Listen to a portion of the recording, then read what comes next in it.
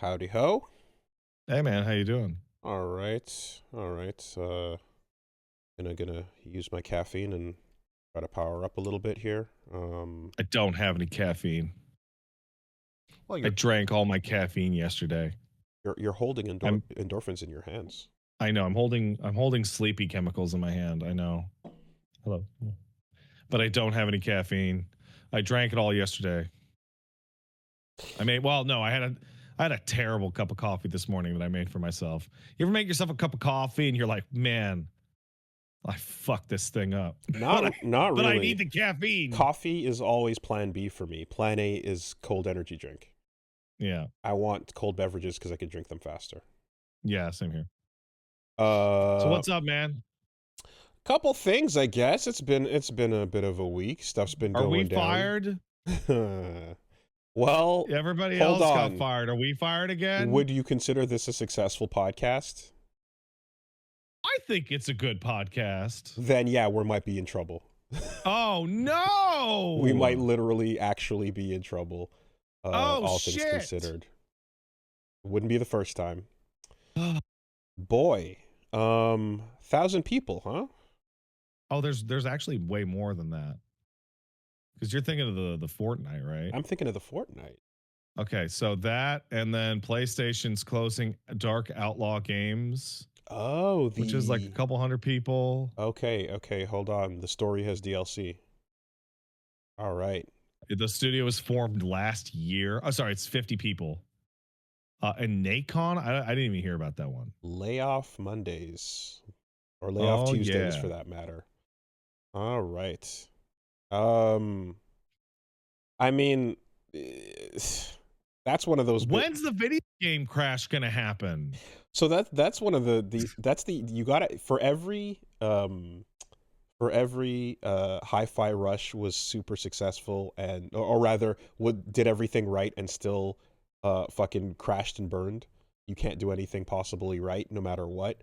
You got to have this, which is like the tentpole fucking video game of this industry, and it still doesn't matter.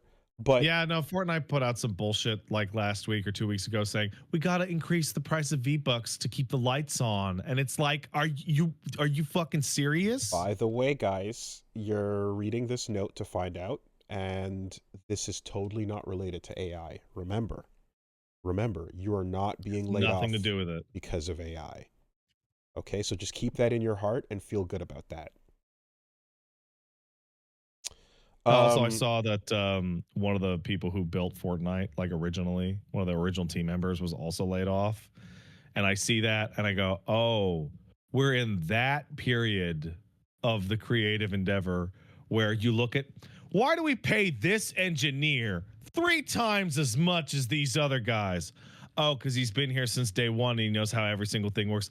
That's ridiculous. Replace him with 2 interns. Like part of the business. Naturally. Yeah, no, you got to start going down to the like a Fortnite building, you go down to the scaffolding, to the actual foundations, and you're like, I don't know if we got to waste all the material on this. We can find something cheaper. Yeah, and then they fire that guy, and then in a month and a half, they'll be like, how do we fix this? And they're like, I don't know. Well, that guy you fired was the guy who built it. And he's the only guy who went in there and messed with it. No one here knows how it works. And now we're in no build mode because the people who built it are gone. I remember watching a guy talk about like the business practices of restaurants and how there's a moment in time when a restaurant decides to kill itself. Yeah. And it happens to every restaurant, and it is the mark of death for every restaurant you've ever been to. And it's where they're like, numbers are down, we need to cut staff during busy periods to have less overhead. And that causes quality to just immediately shit up. And then the numbers are down, so then the only thing you can do, because you already cut all the staff, is raise prices. So now you have bad service and too high prices, and then the franchise just goes right the fuck under. And behind this, if you're a trendy new spot that's made by somebody whose name attracted people there to begin with, you also are someone who knows that it eventually, even if it starts getting crowded and becoming a big hit, and it is making that money, yeah, that dip is eventually going to be a problem. So it's better for you to pull out and create a new thing that you actually give a fuck about. And as long as the new thing has the attention on it, etc., you can put all your time and focus into that, and then this thing can just atrophy and then die off and eventually close, even if it's got lines around the block or whatever the case is, you know. Or better yet, you grab 2 sticks of fucking dynamite, and you do like. Hey, so hey, Wooly, I have an idea. You want to hear my idea? Mm-hmm. I'm gonna make the most popular video game in the world that's ever been, right? Then I'm going to spend hundreds of millions of dollars suing the stores that game is on, and I'll win to save some fees, and then they'll kick me off their stores, cutting me out of like hundreds of millions of people. And then those people won't be able to buy my game on those services anymore. And I'll go, I won. Are you winning, Tim? Tim Sweeney is so fucking stupid. I remember when there was a seafood restaurant that was near my old apartment back when I was in the projects, and that shit went up in flames. And after in flames, okay. Yeah, it was on fire, and everyone saw it. And it was it was this place that's like, it even had like a little boat out front and everything, you know. It was like a little, that's cute. like a little cute, exactly, a seafood shack. And after it burnt down, that police tape went up around, and boy did it stay there for a while, you know. And it was like, this is longer than you'd expect, because people who own this probably want to, you know, you got to get something you repair or. And then, yeah, sure enough, of course, you know, a couple investigations turned out that we dropped some fucking explosives in that kitchen. Actually, it wasn't just a regular fire, you know. There was a secret menu item that called for the fucking detonation of this building, and insurance was not having it. People's successful restaurants don't just burn down. What's up with that? You think it would be equally spread out? It's also something where I'm like, if you're trying this, there must be a number of these that actually work somehow, right? It's almost, they can't possibly catch them all. It's got to be like when you hear about kidnappings, where it's like, oh, you don't hear about all the successful good kidnappings, right? No, full on sympathy for Mr. Vengeance style. It's like, no, there's so many good successful kidnappings where everybody gets what they want, and the news never talks about it. Jail is filled with the criminals too stupid to get away with it. Oh my god, man. Yeah, so we got to see that wild shit, and hey, these business practices, turns out they're not limited to the restaurant industry. I will say shout outs to on Blue Sky one Kain Jensen, who basically was like, Fortnite made $6 billion in revenue last year. Epic raised V-Bucks prices. Epic Game Store bought in 57% increase year over year in game sales from 2025. Disney invested $1.5 billion into Epic, and now they need to lay off 1,000 employees. Not related to AI. Yeah, absolutely not. Fuck that, right? Yeah, no, it seems like nearly every business is just like, let's see how big we can get until it falls over, and then we'll all just run away. The thing to watch is the press release that then goes, here's how we're implementing AI slowly in a different place, etc., whatever. And to see, like, it's like, no, these layoffs weren't related, but let's find out from the people that are remaining if they are being told that they have to work alongside these new initiatives, you know. Anyway, yeah, that's that is happening this week, but beyond that, there was other stuff. Yeah? Yeah. What'd you get up to? It's with great pride that I can announce here, I am the world premiere YouTube channel and Twitch streamer of Goritar. I am the first person on the internet. When that happens, dude. I love it. I love it. I do backlog shit, and I load up a game, and I'm like, you are the only person in the world playing this game. Yeah. Like, I'm fucking number one. So I expected that I would be the only one playing it. What I was not expecting is I'm the only worst person that has at that point. Literally the only person ever. I typed in Goritar. It's Gematsu trailer. Arc System Works. The other Arc System Works. Multiverses. Hi. Goritar. The Soul Bad Guy Gaiden side story game. It's a gorilla card game. It's Gorilla Solitaire. And why? Well, because Arc System Works is expanding, right? And you know, we saw some trailers for Damon and Baby. Ishiwatari is working on his other stuff. Also, Ragna the Blood Edge from Blaze Blue is in Damon and Baby. Of course he is. Reincarnated as Lord Blood Edge, which is some wild shit. But yeah, they're working on some other genres and other games and stuff. And so part of this is the Gorilla Solitaire game. And yeah, you know what? It ain't bad. The premise is pretty straightforward. You got a deck of however many cards, and you can decide whether you want to be mostly gorilla cards or mostly banana cards. You choose your ratio. And when you pull out a gorilla card, the goal is to play 7 gorilla cards in a row to get to the end, because a gorilla society needs to have a purpose, you know, and it needs strength in numbers. But you have to feed them. And every turn, you must have enough bananas to feed each gorilla you have pulled out. The problem is that there are clearly not going to be enough bananas coming out each turn in order to feed all of your gorillas. And so this is where we get into the mechanics of hypothetical bananas.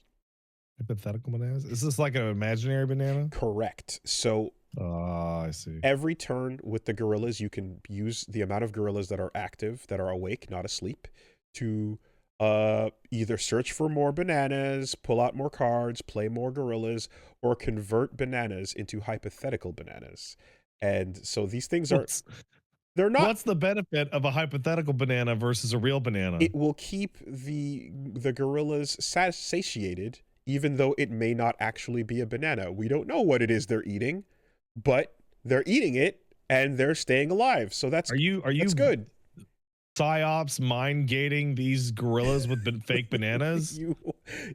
There is one ability where you can get 3 gorillas to stare at the moon, and the moon's crescent reminds them of a banana, and they're suddenly not hungry anymore. Would that not increase their hunger? No, they're satiated.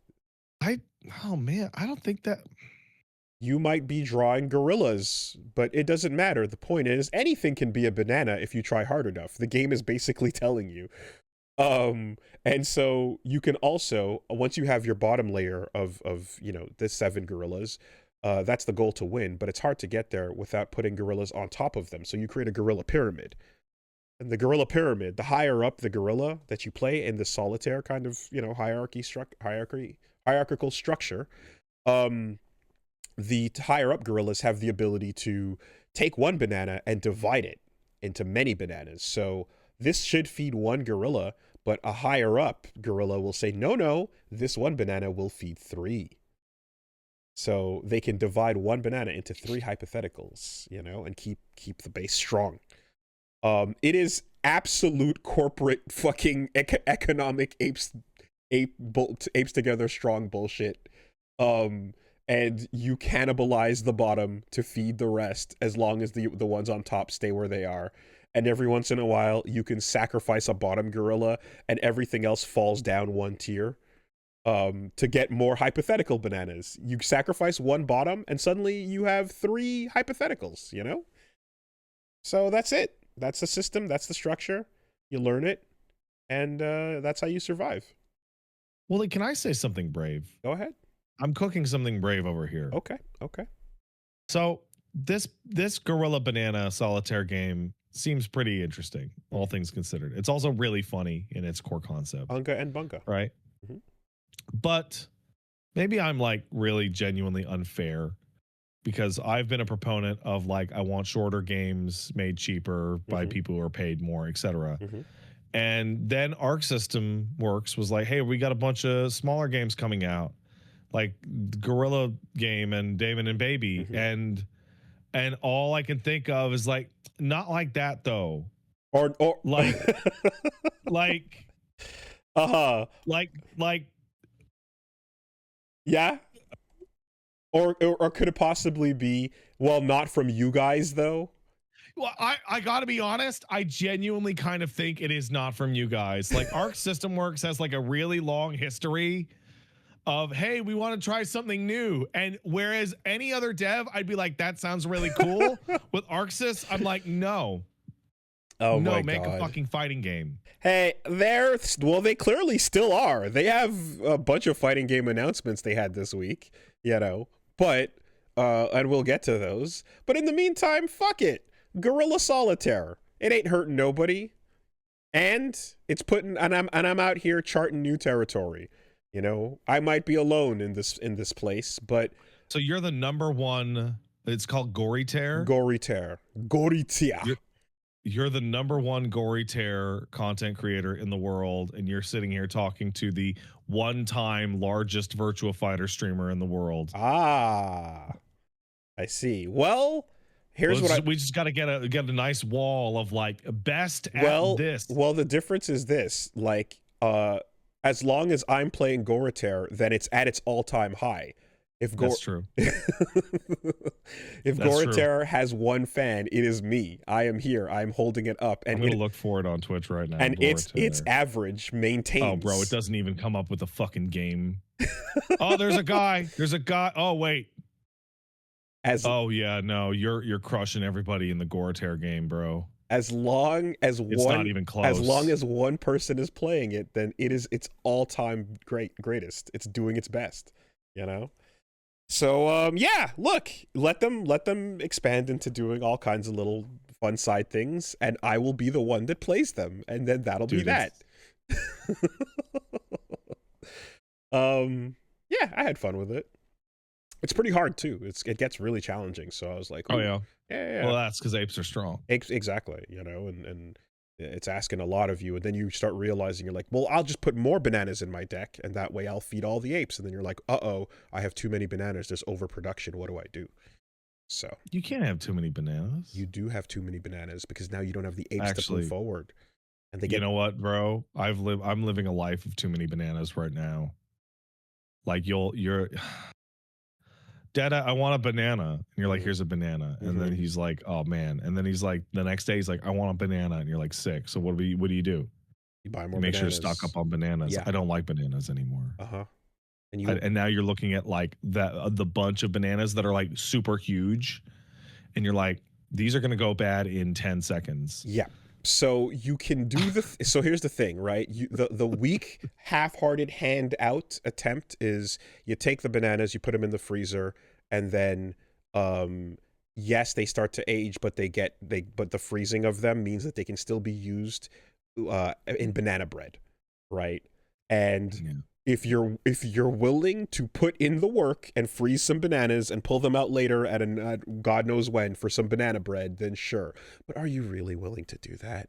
No, are you gonna make that banana bread, or are you gonna stare at the permafrost on that shit in 6 months? So like in the house, we have this tradition that happens once a week where there's like leftovers, and we diligently pack up the leftovers so that they can go bad in the fridge.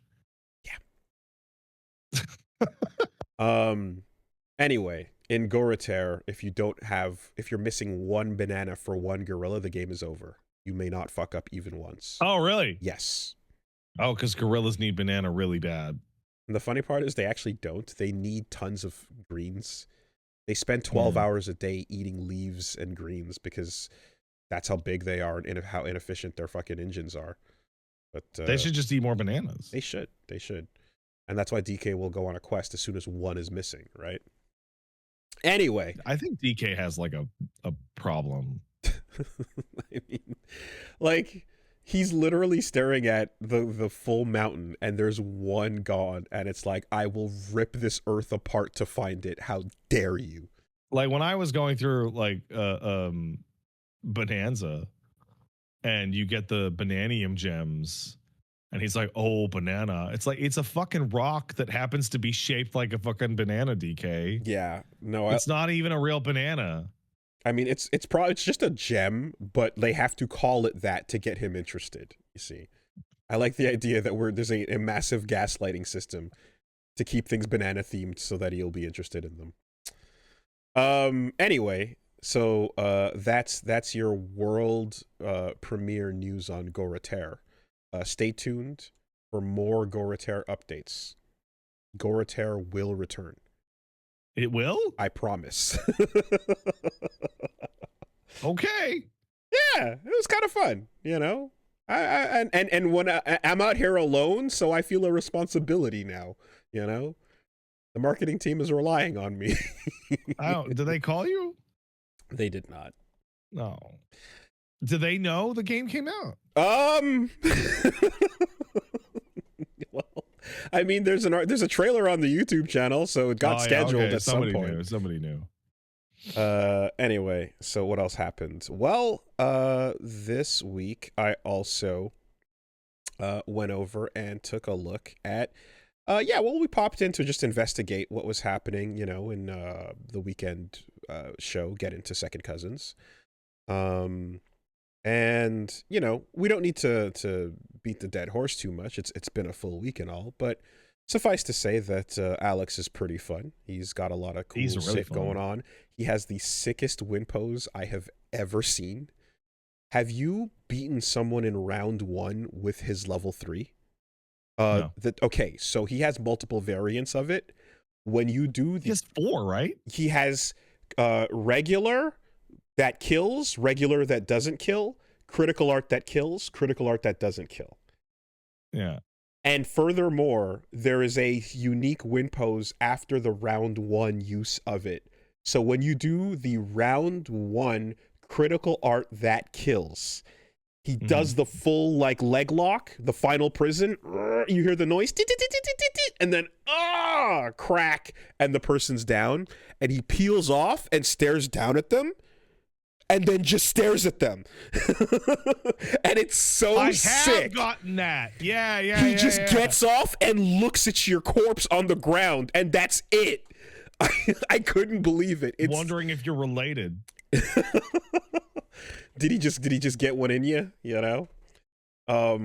Is that the sound effect of the hitting the mark? You know? Anyways, what we did discover through just peripheral other people out there doing the Lord's work in World Tour mode is that somehow, even after covering the story as we did and going into the full there was significantly more.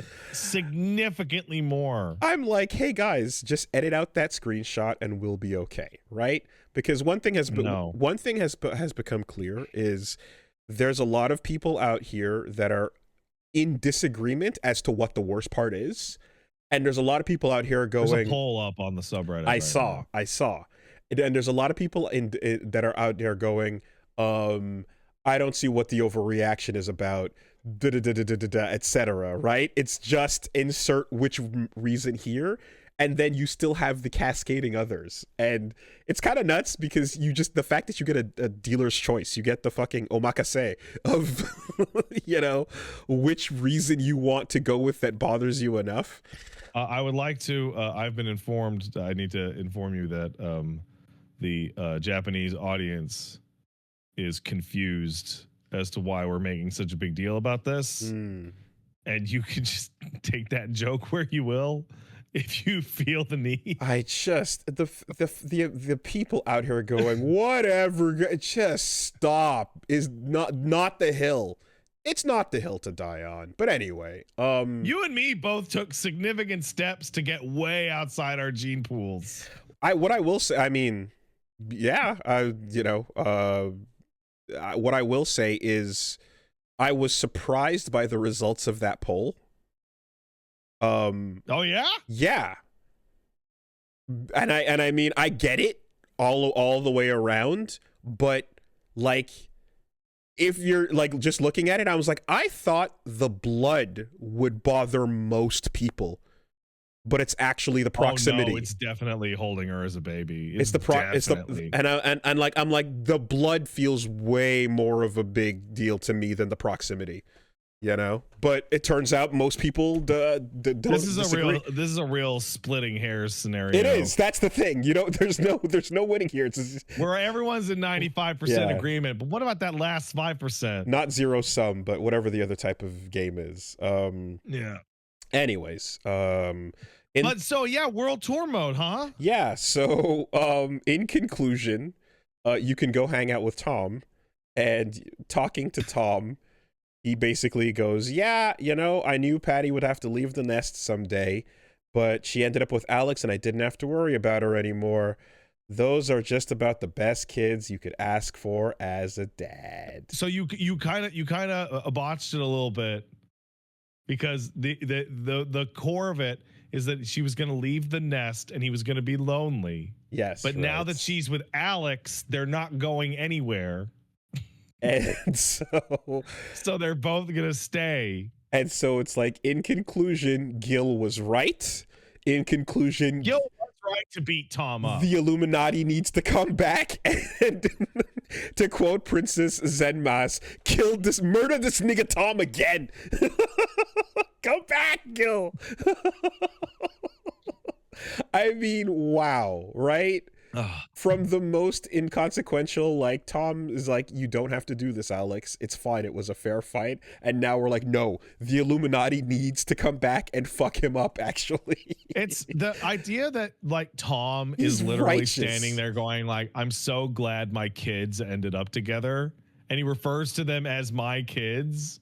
Is like, at the very least, we can all agree that Alex was failed by Tom on a fairly dramatic level. Tom taught him wrong. Never more has the world of Street Fighter needed the blesser of all souls, you know? And then there's the other part where it's like, if you are wondering, you're like, why? Hold on a minute, something must be wrong. Let's go check the original translation. And let's do it. That crossed many people's minds. It crossed mine as well. And it's like, it'd be weird if it got mistranslated like 4 times in a row. And then it turned out, oh guys, no, this is a fucked up thing. Actually, if you look at the original script, it was fine or whatever, you know? And what you end up with is a fucking Balrog Gandalf situation where the English translators were holding them back. Oh, yeah? You know, Tom, he's my trainer, my manager, my adoptive father. No, now it's the real deal. Tom's my father. And and it goes on to, we don't even have to get into the full script of it, but the point is the whole I'm gonna protect that kid thing, and it mentions staring at the same smile that she had as a baby, that you're going to protect now. And it's like, the whole bit with that artwork, it matches up with the line he's saying in the script. So it's actually so much more like, no, you can't back out of this. We have bolted in and welded shut the doors, sir.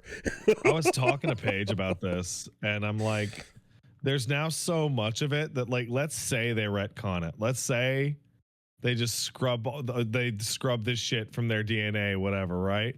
It's just gonna come off like Alex like got too much heat and is like covering it up.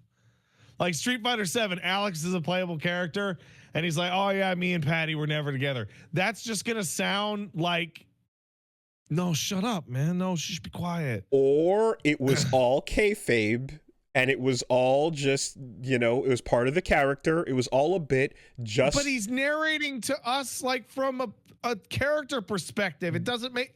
Just like Vince and Stephanie McMahon was all a bit. It was all a bit, not based in reality whatsoever. This is the wildest cope ever. This is I honestly, like, the move is you just rewrite the story, you patch it, and you It's move too late. forward. They don't care. Also, they also No, don't care. clearly, but still, you just do it, and it's like, yep, it's changed now, and whatever the weirdness and like you get to make fun of that forever, but that's it. You just change it anyway. It's awkward, it's weird, it's stupid, but you just change it anyway. That's the only way. That's the only path forward. And yes, you know, maybe Ingrid the god changed things. Ingrid the god can change the timeline. oh god, we're cheering on Ingrid and Gil. Oh please, Ingrid, fix this. Anyways, just in case anyone wasn't paying attention, that there were more details, and you know, that just kept digging, and you couldn't find an escape. This is not going to be the last time we talk about this, because Code Veronica is going to be the next Resident Evil remake, and that game's villains have a full-blown sibling incest plot line. Sure, but like the whole point is that they're creepy rich siblings, right? Yeah, and they're doing the whole like fucking Lannister thing. Yeah, we're twins. Yeah. So no, that I'm like, to me that's on point, because you're like, that's establishing the weird rich incest, because they're evil sibling. Exactly. Totally get that. You know, that's successful. By the way, you want to guess what her name is? Well, it's the Ashfords, right? Alexia Ashford. Yeah. Alex. Oh, sure. Right. That's two incestuous Alexes. Yeah. You know, there's I feel like that trope of just like the, oh dear brother, oh dear sister, being creepy. It's like, yeah, no, that's Wooly, that's literally exactly them. It works super well for establishing your villains, you know, because your choices are either that or the fucking whatchamacallit, Always Sunny, the McPoyles. Oh yeah. Oh man. Don't care for them. Anyway, all right, what else happened? I started Legacy of Kain Soul Reaver. Bro, that game's good. It's pretty cool so far. That re-release is also super impressive. Hit the button, change the version. Love that in every single remake. Want it forever. Hit the button, show me where the old game would have been running underneath this. You know? Yeah, it's great. Because at best, then it also serves as a re-release of the original game. You know, yep. It's both. It's a remaster that is optional. You can just play the original by hitting a button, and then you can see things like that first boss where you're like, oh, this model change added a lot, and it for the best, and it made it better. You know, so Aspire, you know, doing a solid job with that so far. It's interesting because Aspire will like AI slop up and shit out a bunch of garbage, except for these Legacy of Kain remasters. These ones get like adoration. Somebody is probably real mad about Nosgoth and wants to, you know, probably wants to right that wrong. Maybe. So I've said before that like I've seen some Blood Omen original and more of that than Legacy of Kain. Weirdly, but I remember like the old CG that was like pretty cool for the time, you know, that like pre Blizzard kind of crushing it, like post reboot stuff, you know. But with Blood Omen, it's a Zelda like and it's Diablo like, and I know that that Soul Reaver has been compared to Ocarina of Time. It came out very similarly. I actually, when I did the backlog thing of it just a little while ago, I also brought that up. It's like people thought that this was going to be like the PlayStation Zelda, but I guess because the original looked like, you know, Link to the Past or not looked, but like the view was literally top down with the dungeons and stuff. But the original game it's much more combat heavy and, you know, using your powers. It also sucked.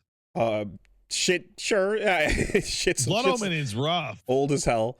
But the my memory of it was that it was a lot more combat heavy, and I was surprised to see so much of Soul Reaver is actually like puzzle solving and combat incidental or on the way to puzzles. And even I don't know if you saw, but when you started your stream, I jumped in there going, oh wow, this is great, oh I'm so happy. Yeah. And then I said, I hope Wooly has his fucking big brain on. Yeah, because There is some diabolical fucking block puzzles in that game. Well, the funniest thing is because you also texted me, yo, and Yeah. then the first thing that you do is the thing that they do, which is, are you gonna do this and this and this Wooly. one now? Okay. You just So hold on.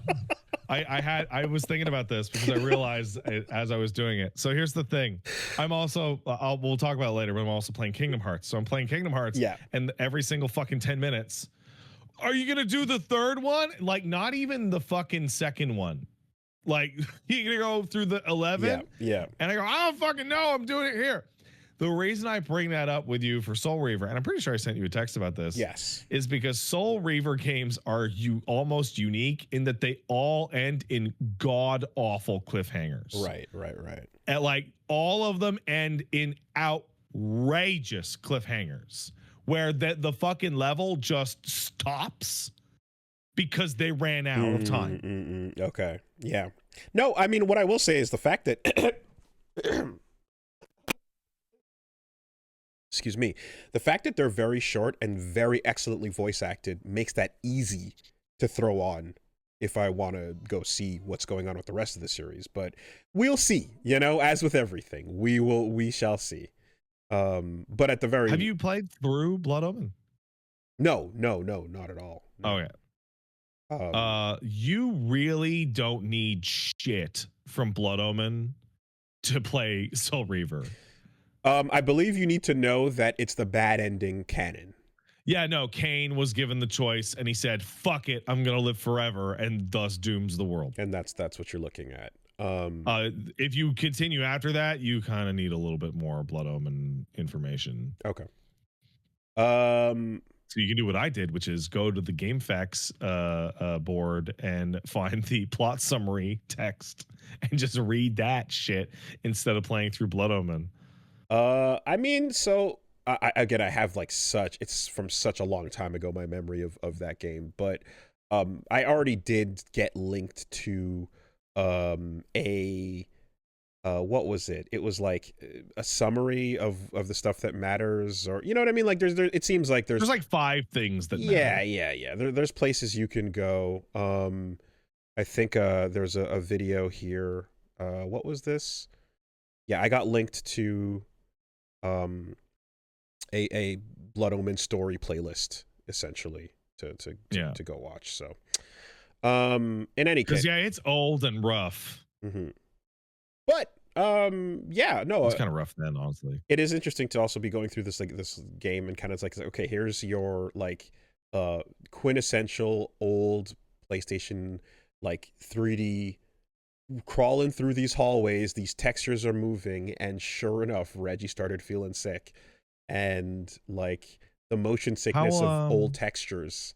And how long did you play? Like 3-4 hours? Yeah, we did 3 to 8, you know, normal session. There is a spiral staircase. Yes, I hit that and felt it. Awful. There's a horrible spiral staircase early. It lives in my memory so clear as the only thing in a video game to ever give me motion sickness in my life. It's crazy. And the camera is so bad that it like their solution for it spins so fast yeah. when you go down. So basically the game has a thing where they're like, we want to have you go between little caves and go into these little corners and go from a big room to a big room. And the camera is like, they don't take control away from you, but they put it on a track that automatically locks into a curve around the corner so that if you don't touch the camera, it should still center itself behind you. But this staircase gets right up against like the center pillar and just starts spinning really quickly as you go down, and you're right behind Razel's head, and holy shit, it's awful. It's absolutely fucking crazy. On top of that, you're getting the warp texture thing of like, you know, the camera angle is making them bend and kind of like look like they're distorting on the z-axis. And I'm somebody who I'm like, third person things don't make me feel sick because I can focus on the character. But a tight hallway is a tight hallway, and it doesn't matter, man. It's still bad here, you know, for the same reasons Wolfenstein made me feel it and Doom made me feel it back in the day, you know. But so far very cool, you know, and I like the definitely the novelty of the life bar, and the realms system is interesting. I've heard about that too back in the day, but The realm system starts interesting and gets like super complex as you're having to hop between like multiple times in a row to move objects and get to places and all sorts of shit. yeah, It's super because cool. when I heard about it and when I had friends describing it to me back in the day, I thought it was like, you know, like Shadow Realm, Light Realm type of thing, but you'd flip back and forth Yeah, but constantly. you flip back and forth and the environment goes boom, Yeah, and it's super crazy for a PlayStation 1 game. but it also acts as death, and it also acts as your puzzle, like, you know, Yeah, it's like changer. Sekiro's Die Twice, where it's like, hey, you die in the human realm, sorry, mortal realm, go to the spirit world. You get another shot before you get a KO. And then of course there's just your classic things where it's like there's some portals to some sigils that you better fucking memorize because fuck you. And it's a sigil. Yeah, It's fuck you. That's yeah. what you're gonna remember. Um, It's the sigils of the vampire houses, mhm. and there's no text, and fucking remember. And no, this was very much a case of like, yeah, go read the booklet, you know, and I'm like, okay, yeah, true. So you know, I did do that, and it helped a lot to get the breakdown of like, yeah, when you fight something, there's different ways to take it out. And you know, killing it is not enough. Obviously, you gotta absorb it and stuff. So yeah, just pretty cool first impression so far. And I know those games are not very long, so um, I'm gonna see where it takes us. It is very also very cool to just kind of get hit with like, okay, so yes, of course, Tony J, the fucking goat, but also just like the sound of Disney, Rugrats, fucking Darkwing Duck kind of into my just everything with Michael Bell. Michael Bell is playing as Raziel. Yeah, like I'm like You may that. know him as the Fear from Metal Gear Solid 3, He's or everywhere, man. the evil administrator in Star Trek Next Generation Episode 1, Encounter at Farpoint. That's a There's Simon Templeman as Kain. Yeah, no, like these are voices that are like baked the fuck in, you know. This was one of the first games I ever played on like specifically on the PlayStation, because I played it before Metal Gear, and it fucking blew my shit away, because it's not just that it's like A plus plus quality voice acting and script by Amy Hennig. It's also like the music is fucking incredible, and the Yeah, sound yeah. effects is great, So and all the way down to like the scraping noise when you push that one block. right. Yeah, the music is like old IDOS PC game music at certain points, you know, definitely. Um there's a sound that like it's not just the fact that it's like MIDI instruments or so, but there's a particular genre of like old PC game that like you hear when you listen to that soundtrack or when you listen to the soundtrack of MechWarrior 2, you know, like it's different from like there's that category of like 3D game soundtrack, and then like before that was like Apogee game kind of soundtrack, you know what I mean? Like I don't know what the words are to describe it, but it just fits right into that late 90s PC 3D Yeah. thing. And Reggie pointed out that like Raziel is 1000% a character on the cover of a 3D graphics processor. Absolutely, You 100%. buy your voodoo card and you see this fucker and you're like, oh, I'm getting a good card. So There's a lot about that remaster specifically that's super interesting. Like I watched that opening cutscene, which looks gorgeous. great.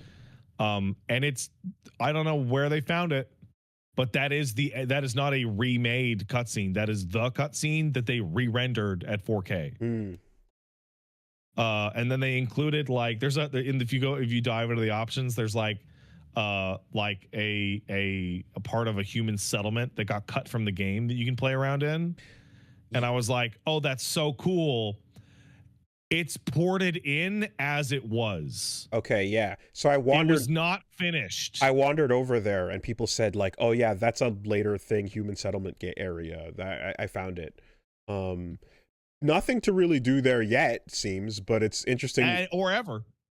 Okay, but they put it in there. Yeah. That's cool. That's cool. I appreciate that. Legacy of Kain Soul Reaver is one of the most, like, I can see where they sliced out a whole level games I've ever played in my life. Yeah, but and also, right, Aspire was also they were the folks behind fucking KOTOR 2's ports, and clearly know that people want the cut content shit. Right? They do want that cut content. Yeah, so that was pretty solid so far. Gonna come back to that later this week. I fucking love that game. That game's incredible. Yeah, so the schedule is basically Reggie's gonna be busy a bit on Wednesday, so I'm gonna be playing some other stuff. I'm gonna check out the Pragmata demo, and I'm also gonna play Retro Rewind, the make your own blockbuster style thing. Seems like it might be interesting. You're running a VHS rental store. And that's the deal. Is it a horror? No, thing? No. I just assume it is. No, I hear VHS tape, and I'm like, oh, it must be a horror thing. It's just design and run your store, and people are going to come rent games. You know. All that really matters for the economics of such a store is that you have a large porn section behind 2 saloon doors. It's very important behind the doors. Yes, absolutely. And people, you know, if anybody doesn't know because they're too young, your local Blockbuster and or local video store kept the lights on with pornography. And you have it just in that back corner, but you're hearing those doors go. You know, it's where the milk would be in a grocery store. It was absolutely nuts, like watching guys walk out of that and just like, don't look at me. Don't look at me, because I have to take the VHS tape up to the fucking counter. Absolutely. And fucking be like, I would like this one, please. Your choices were either that or go to the magazine rack at the corner store, you know? So take your tape, pick which one. The kids nowadays don't understand how harrowing acquiring pornography used to be, that you had to look somebody in the eye to get your pornography. Go into the forest and find the stash. Just start digging. And who knows what else is with that stash. Somebody in the chat says it's Chuka, the idea of having to buy porn in person is insane to me. Guess what? It was insane to us then.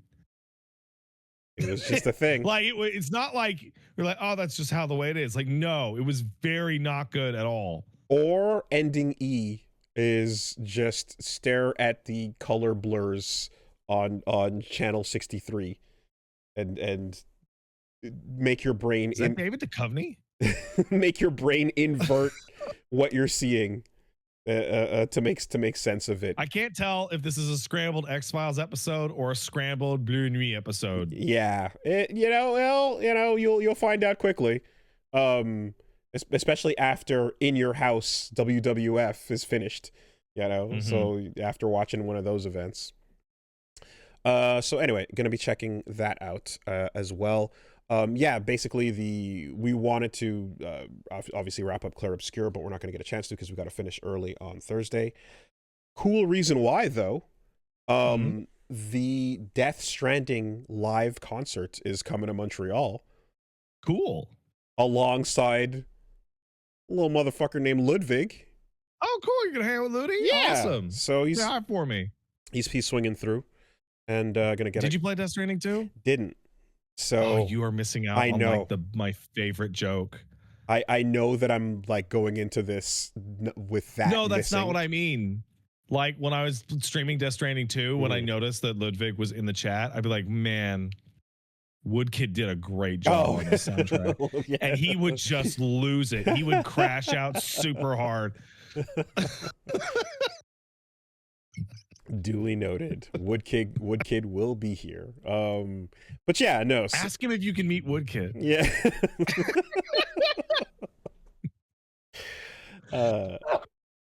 Absolutely. Yeah, no, so that's gonna go down, and as a result I want to clear more space so that we can have time for it when we get there. This Saturday is going to be Get Into Locals So Mad. So the Montreal Air Dashers Spring Overture Edition. We're going to be doing some commentary on, Street Fighter 6, going to be playing some 2XKO, and just hanging out, popping in some fighting games, messing around, and talking to the crowd, getting the vibe for the situation. We've been having a good time with the locals experiment, and it's been working out. So, yeah, just chatting with people. If you've seen the previous ones, it's a good hang. So come hang out. That'll be on Saturday as well. And, I mean, lastly, did you check out Steel Ball Run? I'd like to tell you a story, Wooly. Here's a story. Hey, honey, we should really watch that One Piece or the Steel Ball Run. Absolutely. All right. As soon as we put the baby to bed. All right, little man. Time to go. Everyone falls asleep. Yeah. 5 days in a row. Yeah. Okay. Straight up. So like 5 days in a row. Just like, okay, we'll get up once he's the last 15 minutes were kind of dicey, and Punch Mom was starting to doze off a bit. It's just, that's the nature of it. But we did get through it. Well, here's what I will say. Fucking amazing job so far. I'm really happy with it. The things that I wanted to happen happened. The domino pieces for some cool shit have been set in place. If you're like going, okay, right? I was really wondering how the pacing would go considering the length of the part and what how is it? They edited and trimmed the chapter down, and honestly, the things they changed are all best changes for time. Like, oh, good. Some scenes with like a couple of the characters' backstories or a little bit of exposition about them were kind of trimmed off, and we might see them later when in a more relevant time. But for now, they just kind of got the story going, because JoJo is JoJo, and Araki is going to take his moments to take 2 pages sometimes and just go, here's what's going on with Sandman, But instead they just kind of went like, no, let's get to the meat and potatoes of it. And furthermore, I couldn't believe it, but the first big thing in that show is the first leg, it's the first race, right? Right. And that in my brain was like a 3-episode arc to start the story out with, maybe. How long is the episode? 45 minutes. Okay. And they do the whole leg in one. They do this big first race all in one episode, and it's a 45-minute episode, and it's fucking great, man. Like, they really got the pacing down. Some of the stuff, like, again, not just pacing stuff. There's a couple other things too in that early on that I was like, okay, I don't know how this is gonna play when it comes out, but they tightened it up and made it better. Poco Loco is this other goofy character that they got rid of the shit that I was like getting ready to be like, oh god, I don't want to see how they're gonna do this. They fixed a bunch of that. I feel like there's moments of like, so one, the horses look excellent, and I think they work fine. Like, you're seeing that, like, here they look drawn, here they look a little more CG, but overall it doesn't feel like there's a clash of sorts. It absolutely is working. They also are handling the way they're handling stands in this. I'm happy with the decision, because it's a slow roll, more than a just shoving it in there right off the bat. And I want to say there's this one sequence right towards the end of that first race where the fucking art and colors just explode. Like, in that moment where if this were a Umamusume, right? This is where like the clutch final stretch starts happening.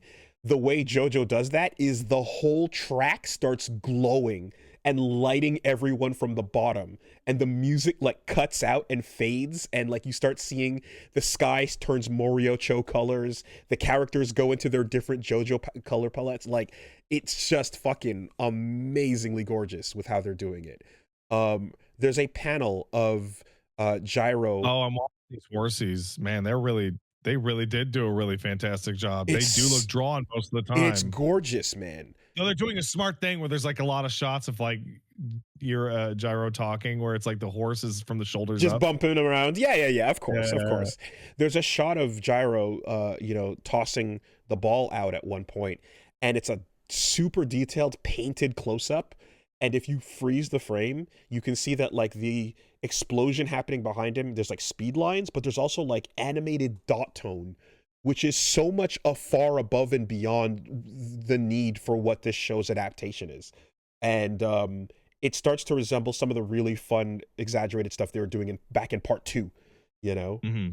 So yeah, fucking David Pro is just flexing with this part, and they did an amazing job, and I loved it. And you got the music stingers and everything being great, and it makes perfect sense why they're like, we have no idea what episode 2 is happening. What? Wooly?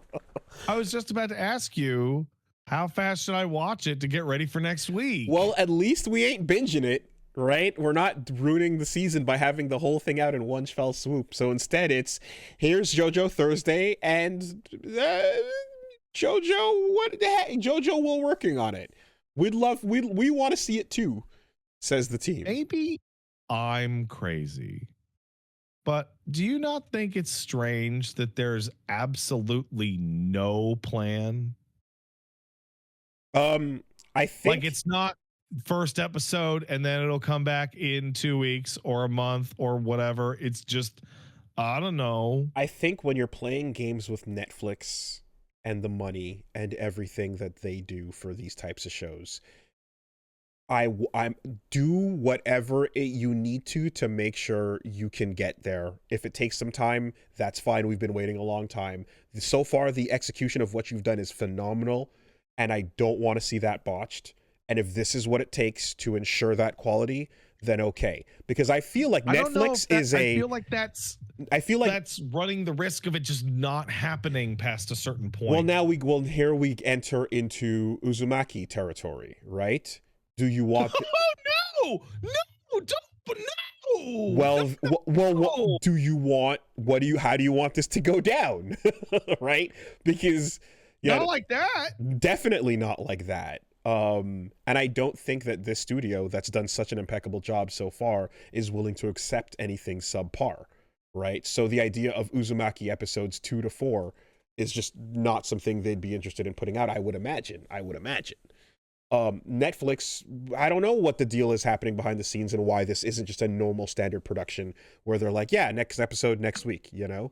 But what they did so far is fucking great, and I'm just like, just don't fuck it up.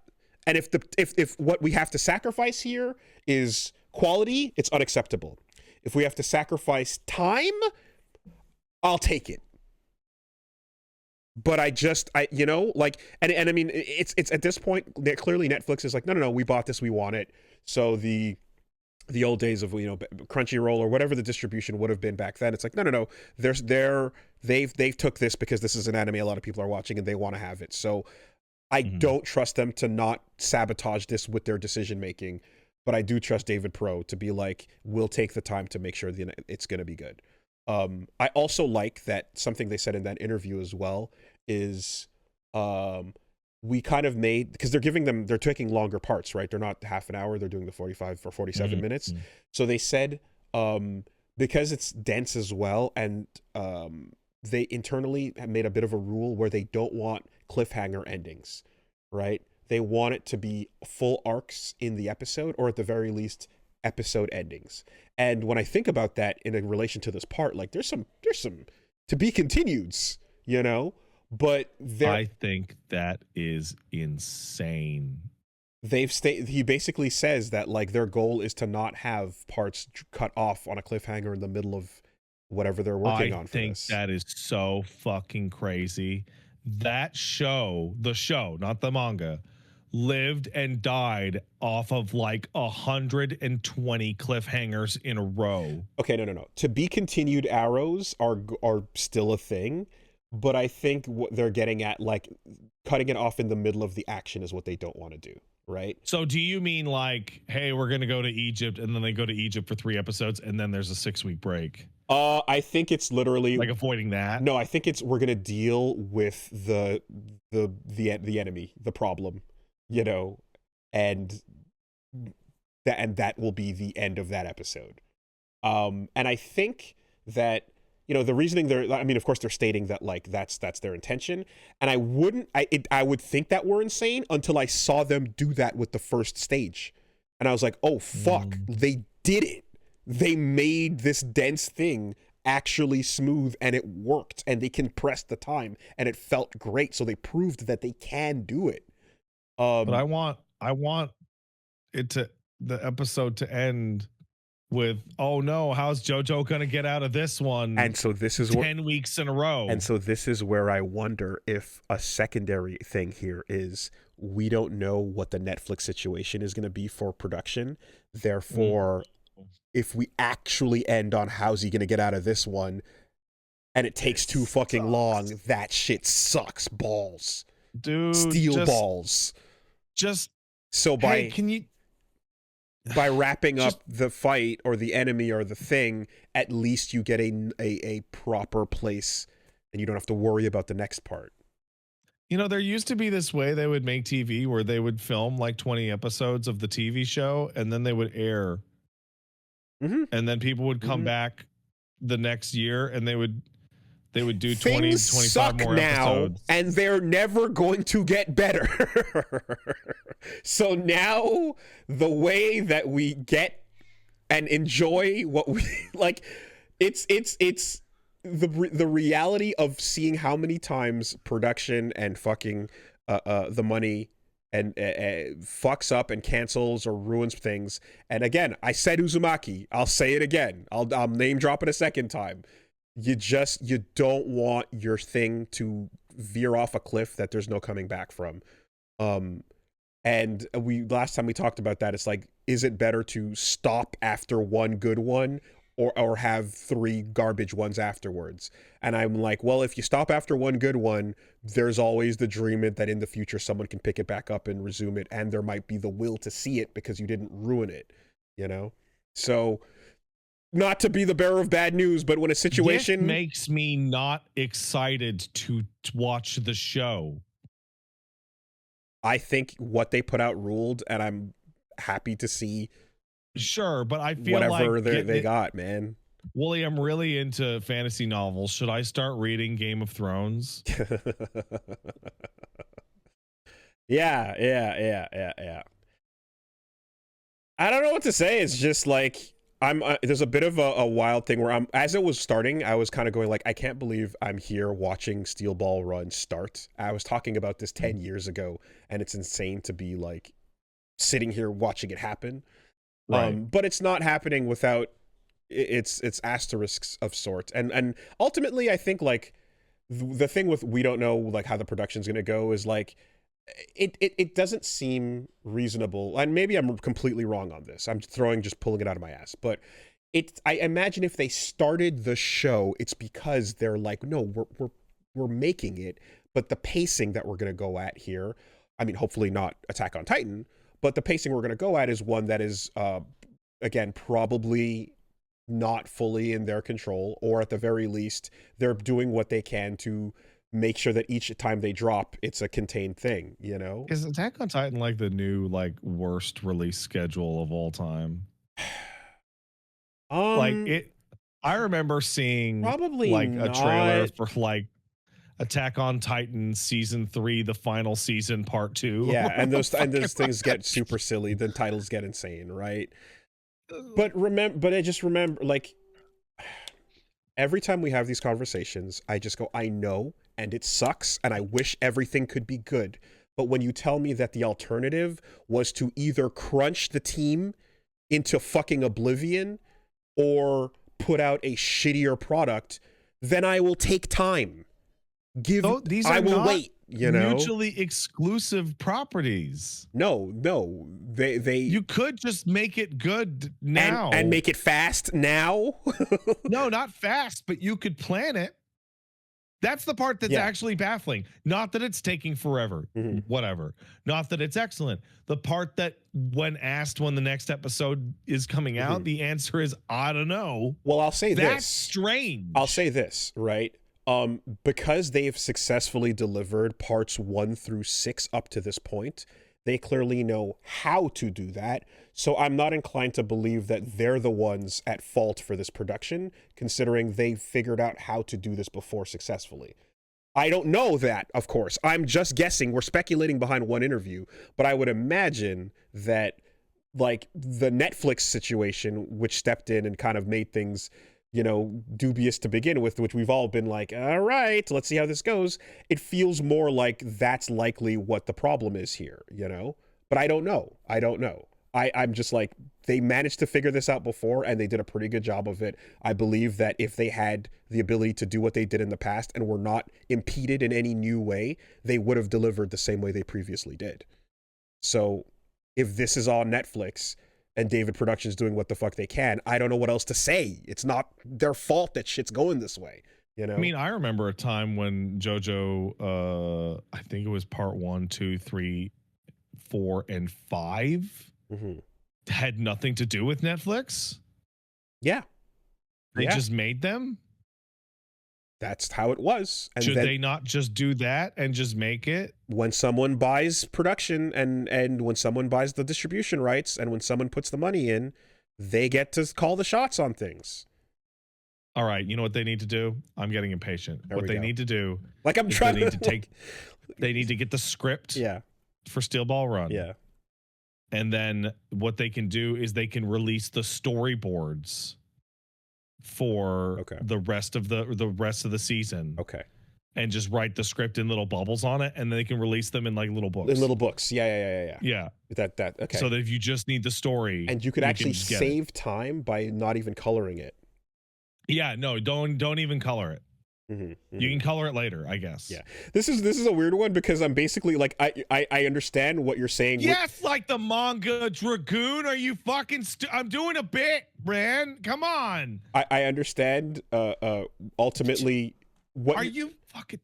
What you are ultimately saying is a very protracted. This sucks, and I'm like, yep, but also what they made ruled so far, and I hope that continues, and that's about it.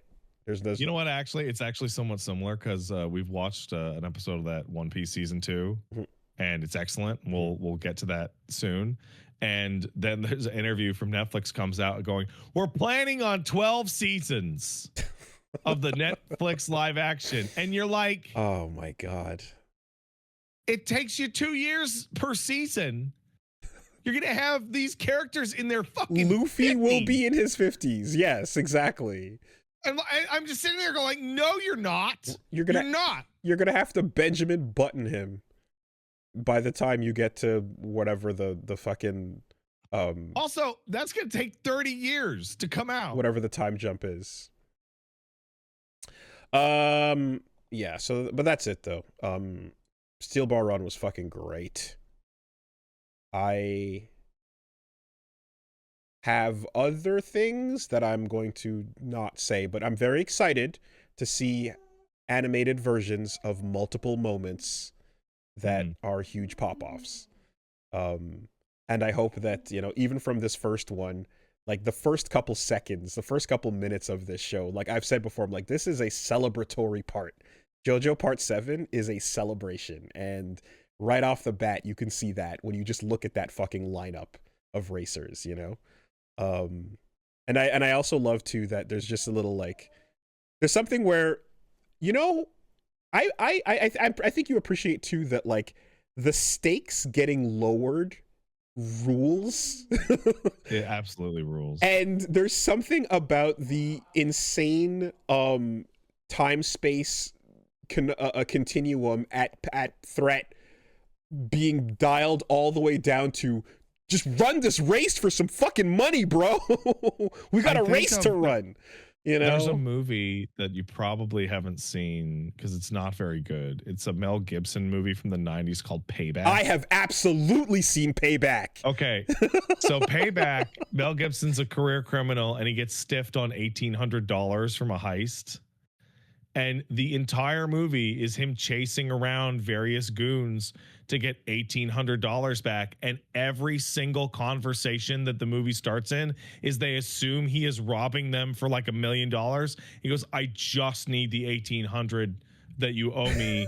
And the whole movie just constantly escalates and goes all the way off the rails because no one actually listens to what he's saying at all. I mean, shit, it's why the Guy Ritchie movies are so phenomenal. It's like you've got the lowest stakes in the world, you know, for all of this tragedy. But no, I love the lowering of stakes. And that's not to say that, of course, you know, like any good part, things build up. But let's run this fucking race, god damn it. We're riding horse, and the tension is in, did you see that Diego knows how to draft with his horse? Oh my god. That's not real. It's so cool. Yeah, check it out. That's pretty much me. All right. What did I do this week? Let's see. I went back to marathon. People don't like it when I call it marathon for whatever reason. Oh, well, you can go with Greek. You know, you can, you know, marathon. The bungee shooter. And I ran a couple solo runs without streaming it, which meant that it ran really well, which helps. And I got into a match on Dire Marsh by myself. And I saw another player, gentleman, and I iced him out and stole all his shit. And then I saw a second one both at the same time, and I iced him out and stole all his shit. And then while I was doing an objective, somebody snuck up on me and missed their shot, and I got them, and I took all their shit, and I walked out just packed to the gills. And then the extraction area that I went onto got locked down by some random event bullshit, so I had to sprint the entire way across the map in the wrong direction and got out. And then immediately after that, saw a tweet that was, marathon is not about having a good time, it's about taking the good time from other players. And I was like, okay. Sounds like, sounds like you're adapting to the etiquette just fine. Locked into my chest, which is, it is more about ruining this guy's day than improving my own. Now, what about Pat from last week? What about Pat of, hey, why is everyone so aggro? Why can't we just chill? Why can't we all get along? Oh, so yeah, the reason why everyone's so aggro is like Marathon has like a bunch of systems that are built to make you aggro. I think it's actually a genuine like mistake. I read a very detailed breakdown that basically explains that time to kill in Marathon is very short.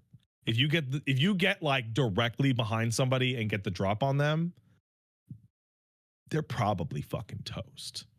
Like there's the time that it would take for them to turn around and do anything, they're probably fucked. And meanwhile, and on top of that, the auto aim attacks them and they turn red. And there's a faction in that game, there's 6 factions, that all the quests are kill other players. Okay. So there's guaranteed a 1 in 6 chance that any human person that you see is out to kill you only. Now, so the correct answer is almost always shoot first.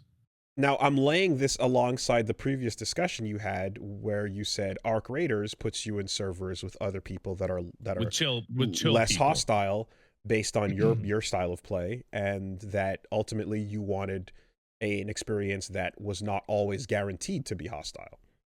So I have a concrete answer for you. And I think it is genuine. I think it's something we talk about a lot in a lot of different games. I think we talk about it in fighting games, but maybe not in these exact terms. But I will quote a friend of the show, Gene Park, with this game rules when I win and it sucks when I lose. And I had a run in which I kicked the shit out of a bunch of guys and won super hard. And that means for that run, that game was really good. I see. And that felt better than Jolly Cooperation. No, it felt about the same. But like I got the core appeal of it. So if I want to log in and kill people, I would probably hop on to Marathon. And if I wanted to log on and play like a pseudo MMO co-op shooter thing, PvE experience. I would log on to play Arc Raiders. Helldivers, you know. There is, well, no, but the threat of being shot in the ass. Well, actually, Helldivers, I've been team killed more than I have. I mean, you can get rocked. Yeah, artillery is bananas. But yeah, no, Marathon definitely has like a very strong appeal for if you want to sneak around a map and be a complete psycho murderer. It feels nice. The only thing that I'm like really unsure of is that there are like map specific objectives that the Bungie wants you to cooperate with other players. And an ARG that they want people to cooperate to unlock stuff on like the cryo map. Oh, there's ARG and stuff. I'm like, okay. I don't fucking know, man. That people are aggro as shit in that game.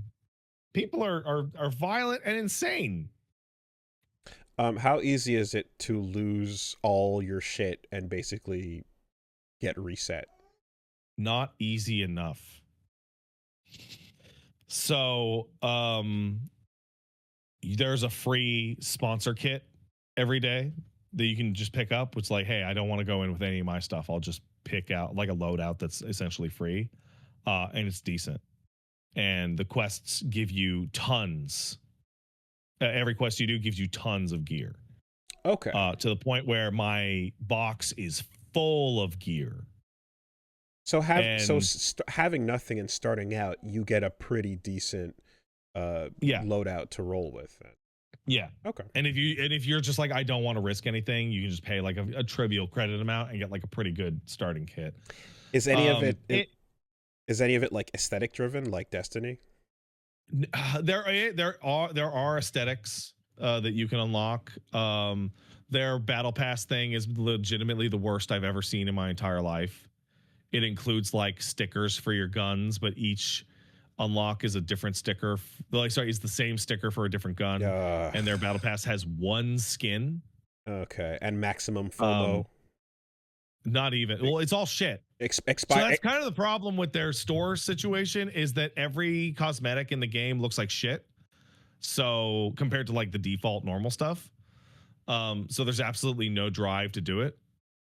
The only thing that I saw that was cool is that there's a specific skin for a gun, which includes you can only achieve by killing 9 other people and then using the last exfiltration. Mm-hmm. So just have like an absolute peak run, and it's a show off thing. It doesn't look particularly great. It's just like, oh, that's very cool to have so that you can be like, I'm the best. I don't know if this is naive to say, but I think any time a battle pass has a time limit on it, that's automatically. I don't think there are time limits on this. Oh, okay. Because I think the Arc Raiders one also doesn't have time limits. Any that does is using FOMO, in my opinion. Mm-hmm. But yeah, no, it's a very interesting thing, and I'll probably keep poking away at it. Very, very strange. I hope it does not have a cheating problem like Destiny has. Because Destiny ended up with a crazy god-awful cheating problem in its PvP. Or Tarkov. And its infamous, insane, like ridiculous cheating issue in the lean. And apparently I was informed that Hunt Showdown has just added a solo mode. So I might try that out in the near future. But yeah, no, Marathon is improved. Like, it's almost like it got a performance patch, but it was just like, I didn't stream it. It's a bummer. It is a genuine bummer that game just completely falls to pieces when you stream it. Like, lame. Dusk. Speaking of fuck, I was gonna say, I wonder if like Dusk Bloods might be my first extraction. They probably would. Yeah. And I think Dust Bloods is going to be an enormous amount of people's first extraction. Minus Mashmac mode. Yeah. Oh yeah, no, Mashback mode totally counts. Like that is the core of it's it. a mode, but yeah, in this case, it's the whole loop. Let's see. Speaking of falling apart, I played Crimson Desert. Yes. Yes. Crimson Desert is a game that for all of its pre-release was like, is this game even real? Okay, so I know about Crimson Desert because I know about Black Desert, and I checked out that character creator, and I was like, they're kind of related, but not really. And I was like, this is the best character creator I've ever seen. And then I saw the fact that you could actually hit stop and combo things, and I was like, that's really good for an MMO. And then I found out about the grind and the other things in the game that were basically just like, yeah, this is almost like one of those MMOs that kind of baits you with, you know, an initial first look that seems way more it seems more impressive than when you watch like some FF14 or some World of Warcraft mechanically. Absolutely. But then there's a bunch of grindy money grubbing shit behind that sucks. Still incredible character creator regardless. For that was very cool. Always kind of struck me as a very pretty but kind of not obscure, but like a little bit not really well known thing. Surprised that Crimson Desert is now like such a focal discussion point. And I'm kind of wondering what allowed that to happen, given that Black Desert was like, it's the trailers. So they've been putting out trailers like 6 months or every year, and it showed really well.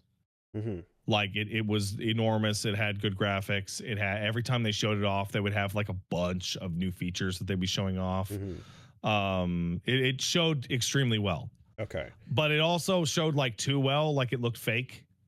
Like it looked like the kind of feeling that we had looking at like Pal World kind of thing. Well, I mean, same thing with their previous game. This isn't really going to come out like this. But like Pearl Abyss just never like they were lower profile than this. So I'm just surprised that word of mouth and pre-release hype led to such a thing. It just showed super well. Everyone's talking about it now. Yeah, and early reviews came out that said that the story is terrible and that the controls are god awful, but the game has a million fucking things to do.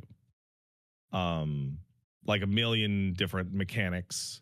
Like, for example, I ran into puzzle solving, animal taming, archery competition, cooking system, learning system, mining, wood keeping, a fully fledged, like extremely large combat system. It really does feel like an MMO that got turned into a single player game via like a wish. Right? Like just like, make it a single player game. Like make a RuneScape with a good combat system and make it single player. What does learning system mean? Oh, so Cliff for some reason doesn't know what anything is. Like he was literally born yesterday.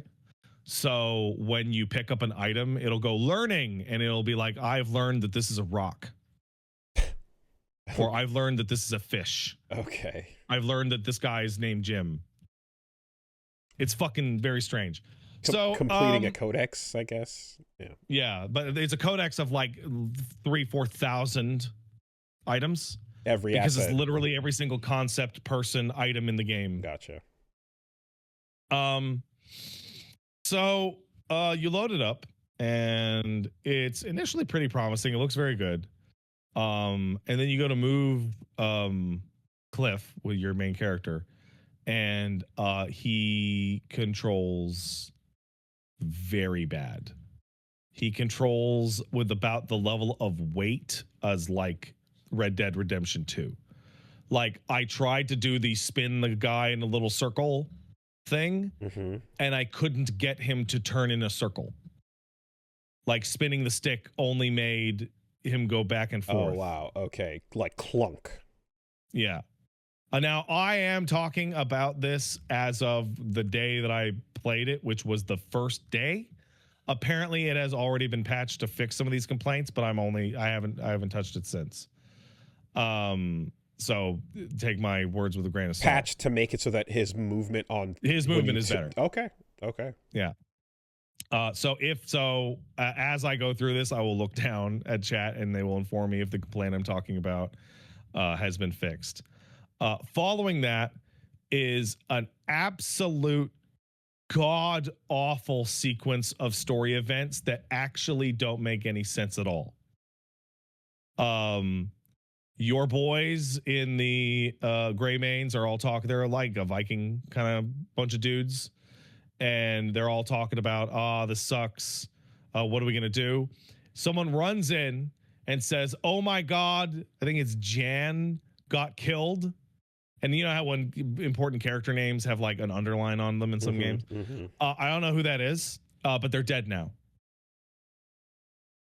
And then there's a massive fight. And the beginning tutorial fight is like pretty solid. Like you have a lot of buttons. The buttons are splayed around your controller in a very strange way.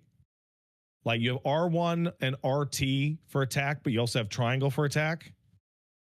Okay. On top of that, it looks like an improved Black Desert combat system. Like, yeah. And then you die. You fucking die like horribly. Like you're stabbed a bunch and your throat is slit. And then you wake up in like the Sky Islands from Tears of the Kingdom. Yes, right. The where you can toss bunnies. You do some light platforming there, and then you pass out and wake up out in the world, and a guy's talking to you, and you just don't bring up. Cliff doesn't say anything or mention that he was dead at all in any way at all. And then you go into town, and then the quest log just tells you to talk to people and do 5 random things for no reason. Okay. And some of these people are magic. Okay. All right. And then you go back to the Sky Island. Yep. And they tell you the world is at stake and give you a power, and Cliff doesn't say anything. Are you holding a shield and a sword? Yeah, are you stabbing really things? Strange then shut the fuck up and just sword and board. It feels like people are talking to Cliff like Cliff is going to respond to them, and there's like breaks in the conversation where he would respond, but he just doesn't. And then they just keep talking. So the story is not massive, poor. like MMO, it's like you're not a unique character vibes. So the story is not poor; it's non-existent. No, it's there. In fact, it's so there that you can't skip cutscenes, but you can hold X to make them move at double speed. Oh wow! Okay. On top of that, I ran it on a wide variety of settings, and every time I went into an interior, the lighting would go completely crazy. Sick. It would the lighting would macro block all over the screen whenever there was like a seam, and it would go nuts, and I could not get it to not go nuts the whole time. And then as I started to get into it and I started getting into some fights, I'm like, there's a lot here, but it doesn't feel good to control Cliff. And all the menu, like I was fighting with menus for a lot of it. And like, granted, a lot of it, as people are pointing out, was me trying to fix graphical settings to make the game not have the lighting go nuts. Okay. A fair amount of it was stuff like, how do I equip this thing? Oh, I have to hold right on the D-pad, and then I have to move the right analog stick on the radial over here, and then I have to hit R2 to switch it to be active so that when the helmet is on, it opens a menu when I activated it, and then I have to go and click it. It's Jesus. Okay. There's a lot. It controls very bad, and the story is very bad. And apparently, according to an insider, one of the things that one of the reasons the story is like that is because the story was only written like 3 months ago. Oh my God, what?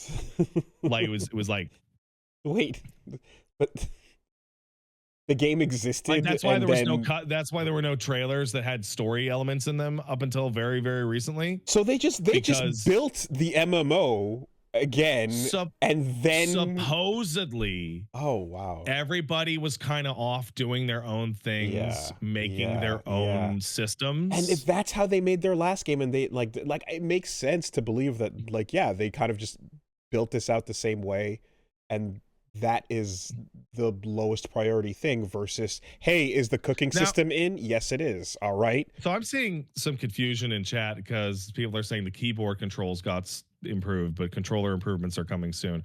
When I say that Cliff controls quite poorly and he's super heavy, and people go, but they patched it, does that mean if I load the game up right now on the podcast and try and spin my guy in a little circle, he'll be a lot more responsive? Because I somehow doubt that. I did see people talking about there being like an early patch that addressed a bunch of people's concerns. Oh, the first patch that I read through the notes, there was a lot there. Okay. There was a lot there.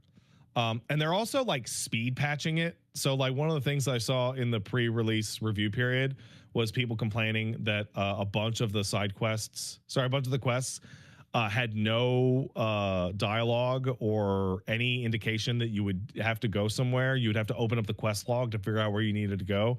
And then when I played it on launch day, there would be fucking tickers at the bottom of the screen that said, hey, go talk to the guy outside and shit like that.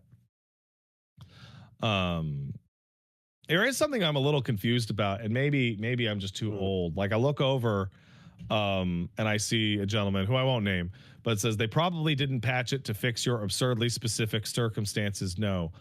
That feels like a very like personally invested, like butt hurt, pussy falling off emotion. Like me going, I really don't like how I felt the controls were very heavy. And people go, well, that's because you're fucking like, bro, it's a video game. What do you want from me? That is the least charitable interpretation of what you're saying, I think. Like when I don't get it. There are people that attach themselves to this game very strongly right away. Which is weird because it's like I don't think these are Black Desert fans. Which are like, far and few in between. That's like my whole thing. Yeah. What I can say, I guess, is what I'm curious about is in Black Desert, you could like do combo. There's like juggling and you can do combo here. Here, like there's a fist fighting system, and you can do RKOs. Like this seems more of like deal with the mob, cast magic, etc. stuff. But it does look like at least some of those big boss fights are kind of like Soulsy in that there's like a big, huge arena and one thing coming at you and you go in. Have you done a couple of those and like are those delivering at all? Or? I did not get to that. No. Okay. I did a lot of wandering around and did a lot of fighting. I wish the fighting was more responsive. Overall, like my takeaway is like this seems like a kind of game to come back to in like 2 years. Okay. When they've just like absolutely done 2 full more years of development on it. Okay. Yeah. And the story is probably going to still be awful. But I don't know. Maybe this is a bit of an aside, but like there's Crimson Desert and then there's like Marathon that happened. And I'm like, I feel like it's getting more and more intense when like a AAA game comes out and you go, yeah, I don't know, I didn't really feel like it, but you don't actually go in on it or hate on it at all, and people just lose their fucking minds. Like that's actually happening like more and more and more. I mean, look, man, if people paid their $70 or $60 and and like now you're invested and here you go, you're down the road on this one, and well, no. If they're enjoying it, they're enjoying it. But if what you're saying makes sense and is, well, here's the thing: if they were enjoying it, why would they be mad about me like being like mid on it? Because like after my Crimson Desert stream, I loaded up Kingdoms of Amalur Reckoning for a compare and contrast, and I was like, ooh, normal menus, clear directions, good performance. Well, the answer is because I've put my fucking Yankees hat on now, right? And you're coming at me, so it's kind of what it is there. Look, I will say too that like the stuff about this that seems the least MMO-ish are those crazy looking boss fights and flying through the air and rider kicking and swinging and going nuts. You know, that's all distinctly very much not MMO-y. But yeah. Oh, it also got caught with a bunch of AI shit all over it. Oh yeah, of course. That is there's that.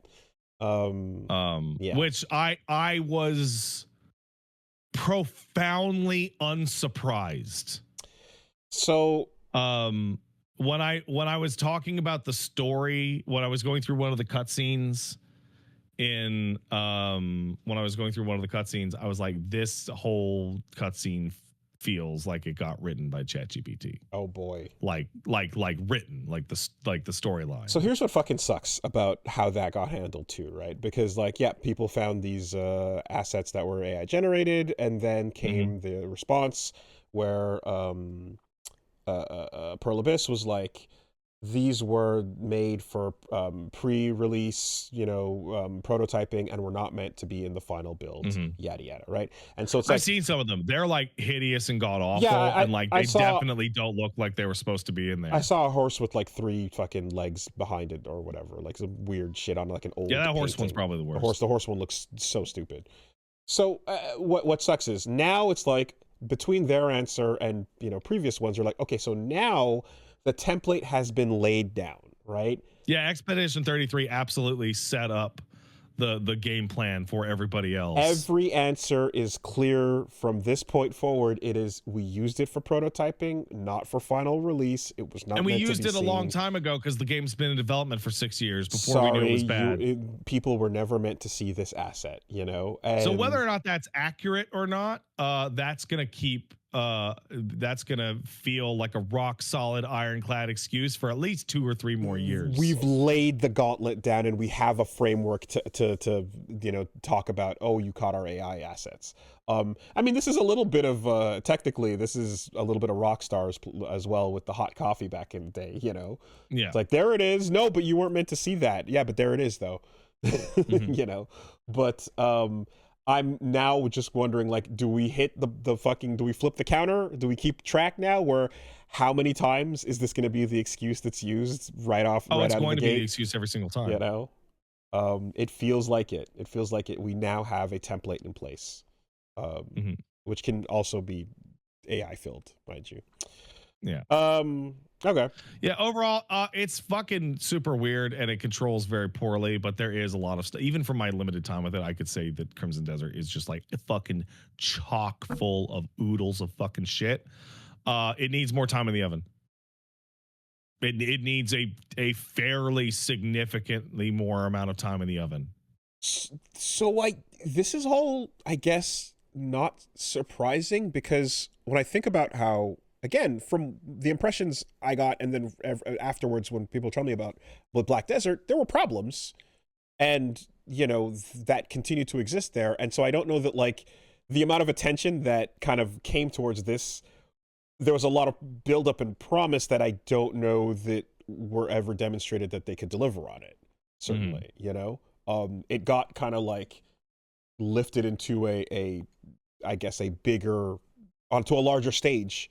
But what they previously made still exists in the state that it did, right? So yeah, it has a extremely large map, and it looks very pretty. There's a whole lot of running through big forests, and it feels very uncohesive, right? Like it really does feel like a bunch of people were working on their own little bits and pieces together with no cohesive vision. And some of those bits and pieces are cool. Like the combat system has a lot of cool stuff in it. Yeah. Which, again, that's kind of what I saw with the last thing, But someone's like, "What if you could play a shitty game forever?" It's like, okay. I saw a really fascinating. There's a writer kick in there. Look, that's cool, I saw a really fascinating breakdown between Paul Tassi's review and Will Borger's review, and they basically came down to, is a game really good for you if there's more stuff in it? Only if it's directed by Masahiro Sakurai. Right. So like my mental idea was like, what if it had no sauce, but it had every ingredient you've ever heard of in a bowl, but no sauce? Yeah, but it's all in there, and it just can't use Yeah, them it's together. all in there. Yeah. No, I'm like, if it's Sakurai, then yes, because what he's putting in will add value and be like extra that you didn't ask for, but it's still like, holy shit, I can't believe how much I'm getting out of this, and it's an enjoyable experience. And one of my earliest memories of like, holy shit, I can't believe this game has more, and why it's one of my favorites of all time, is Kirby Superstar back in the day. That just never quit. It never quit. You beat another thing and it's like, here's more. So contextually, that can be good, but by modern standards, that's not usually what this means, right? Fortnite has everything in it. So there's a really excellent post that I'm looking at, which is that 3 hours for a 200-hour plus game is a hard take. I wish it was faster to onboard, but 3 hours isn't telling you anything. I would normally agree, except if I'm talking about controls that don't change, those controls aren't going to change, right? Like, that's my personal big gripe, is the way the game feels to play doesn't make me happy. Unless and then I get into the same stupid conversation I get into for like literally 100 different times, which is, are the controls going to change? No, but okay, but I'm talking about the controls. Another question. So what I will be doing is probably every month checking in on the new fucking Crimson Desert patch to see if they make the character more responsive to control. Or have the lighting act a little bit better. The other question is like, does this game do things better than other games, or does this make you want to go play other games when you play it? It made me want to play Kingdom Hearts. Right. Which I went in the complete opposite direction of extremely, extremely, extremely small areas with very responsive controls. So that answers my first question as to like, how did that come about? So I'll tell you how that came about. One was I was planning to play a bunch of Crimson Desert. And then I decided that I didn't want to, which happens sometimes. Oh, I just unplugged myself. On top of that, I have wanted to do Kingdom Hearts streams since before we moved to BC. However, there was a stop on that, and that stop was that my darling wife was like, Pat, we're moving to BC, you can't play Kingdom Hearts right now, what if the curse? And then it was, Pat, no, I'm pregnant, you can't play Kingdom Hearts right now, what about the curse? And I was like, Pat, we have a new child, what if you play Kingdom Hearts and the curse, etc., etc., etc., etc., etc. And then I was like, fuck it. And she was like, okay. And because curses aren't real. Yeah. And the title of the stream that I'm doing is that I don't fear any curse and that I will live forever. Okay. Yep. Which she did not want me to put the title being I'm going to live forever. Nah, bait that shit. Let's go. But yeah, no.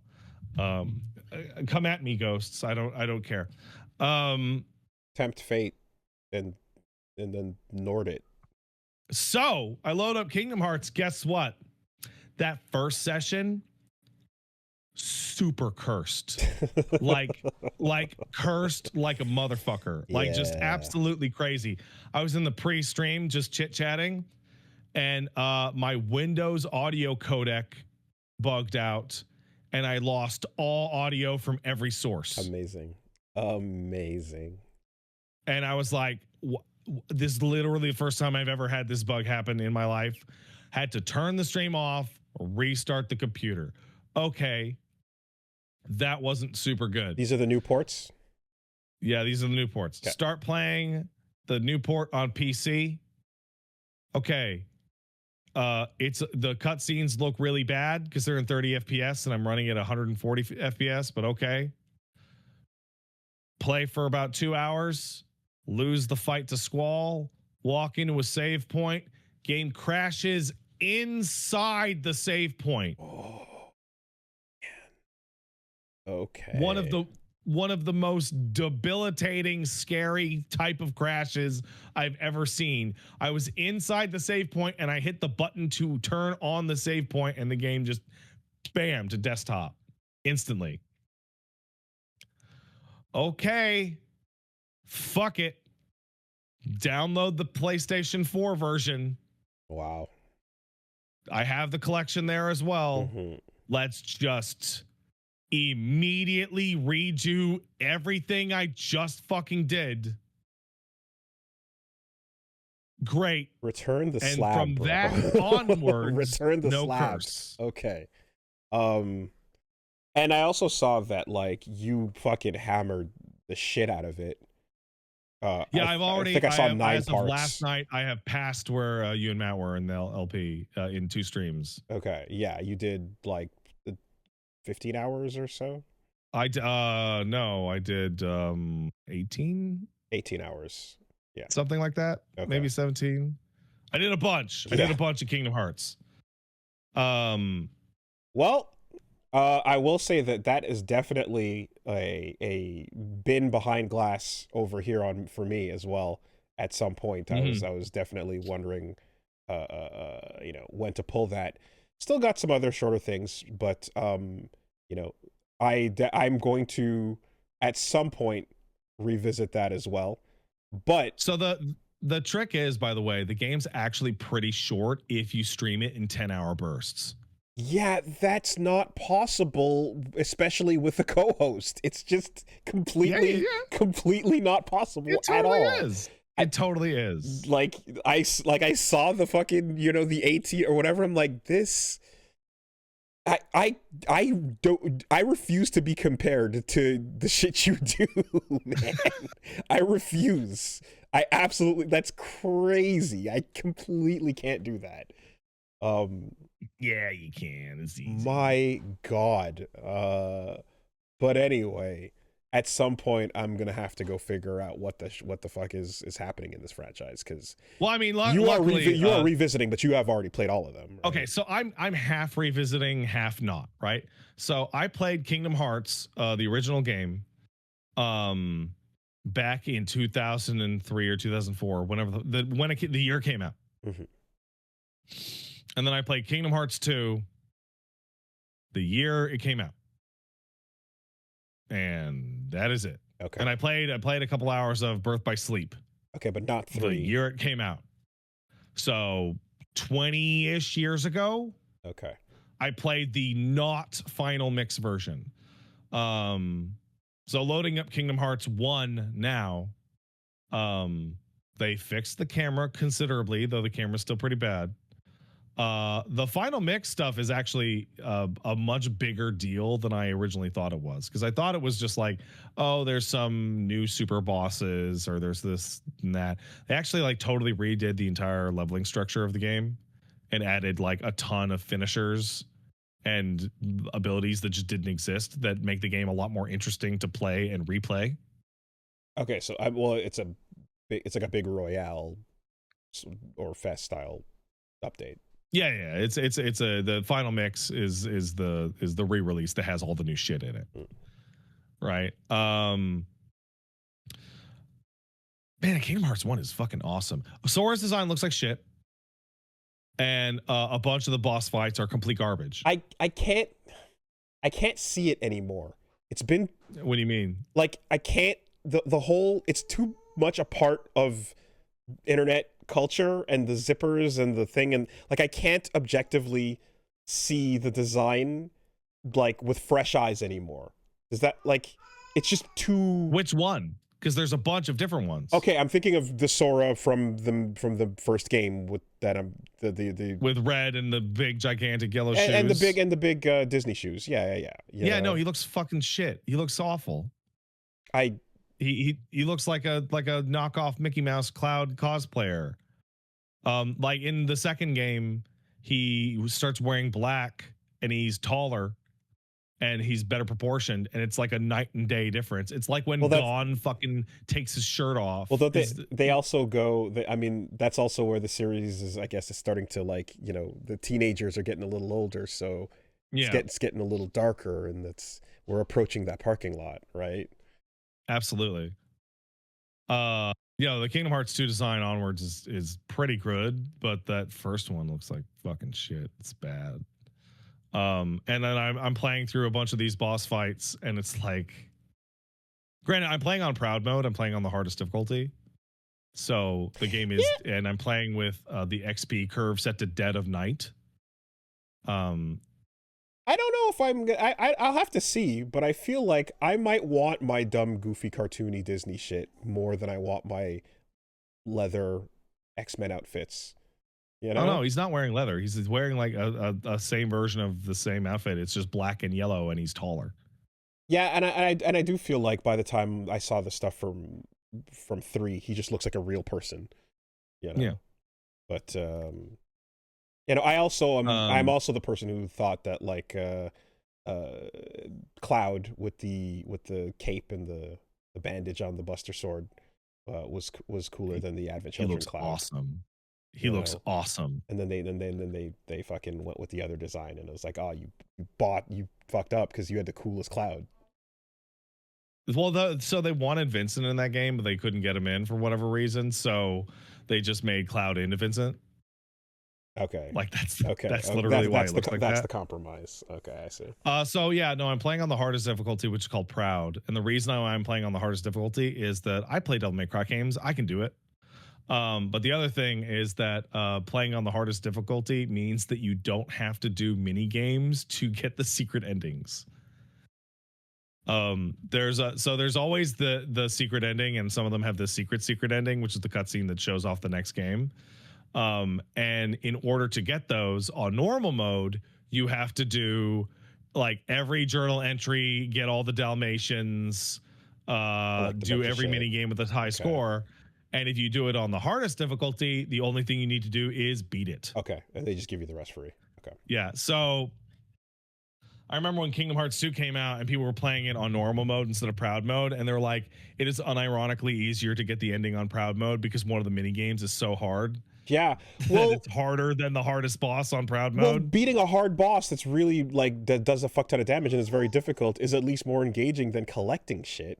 Yeah, like, fuck that. And I'm also playing. You can choose your XP curve in KH1, which is very not clear at all. You answer a bunch of questions from Selphie and Tidus and Waka, and they tell you that your journey is going to start at dawn or midday or in the dead of night. And what that means is, do you want to level up fast until you hit level 40? Do you want a smooth XP curve, or do you want to level up fast after you hit level 40? Right. Okay. So what that means is that if you do that, and you put it on the hardest difficulty, the game has a dramatic inverted difficulty climb scale, where the hardest part of the game is like the first beginning. 3 hours. And the second hardest part of the game is the 3 hours after that. Yeah. I mean, I don't know that other games have a choice like that, but I know that Devil May Cry games, when you don't have your full moveset, are harder to style with, and also you are limited and you are weaker. It's difficult, you know? So Kingdom Hearts 2 onwards has I think it's beginner, normal, proud, and then critical. I was looking up critical, and it is the most interesting difficulty I have ever seen. It slows down experience growth. Everybody does more damage to you. You do more damage, and you gain less health as you level up. Like the statistics aspect of the game are diminished. You start with like end game levels of action points and a bunch of action game abilities. And it's like, do you want to play Kingdom Hearts 2 like it's fucking Devil May Cry? Interesting. But like the punishment for fucking up is humongous. But it's a hard action game now. Right. Interesting. Okay, that's fun balancing. Yeah. I was definitely going to play that. If hold on, if I were to continue playing the Kingdom Hearts series in the future, which I may or may not do, I don't know, who can say, I would play it on critical in the future. Like every single second I was playing Kingdom Hearts 1, somebody would come in and go, why are you playing Kingdom Hearts 1? And are you going to play the Kingdom Hearts 3 Remind DLC? Mm-hmm. And I'm like, that is 12 and a half games. Is there I guess I would imagine like everything with a fucking premier franchise like this, there's a consensus on like, this is the mode, this is the experience curve that... it's Kingdom Hearts 2. Every single person has the consensus is, hey, which one's the best one? Is Kingdom Hearts 2. I mean, when you're talking about the different experience curves, for one, that like there is an agreement. That was funny because I got a donation that warned me not to play proud mode because it was too hard, and that caused me to play proud mode because it's not. I'm a big man. I'm a big man and I can do it. So is this like a switch versus set in Pokemon type thing?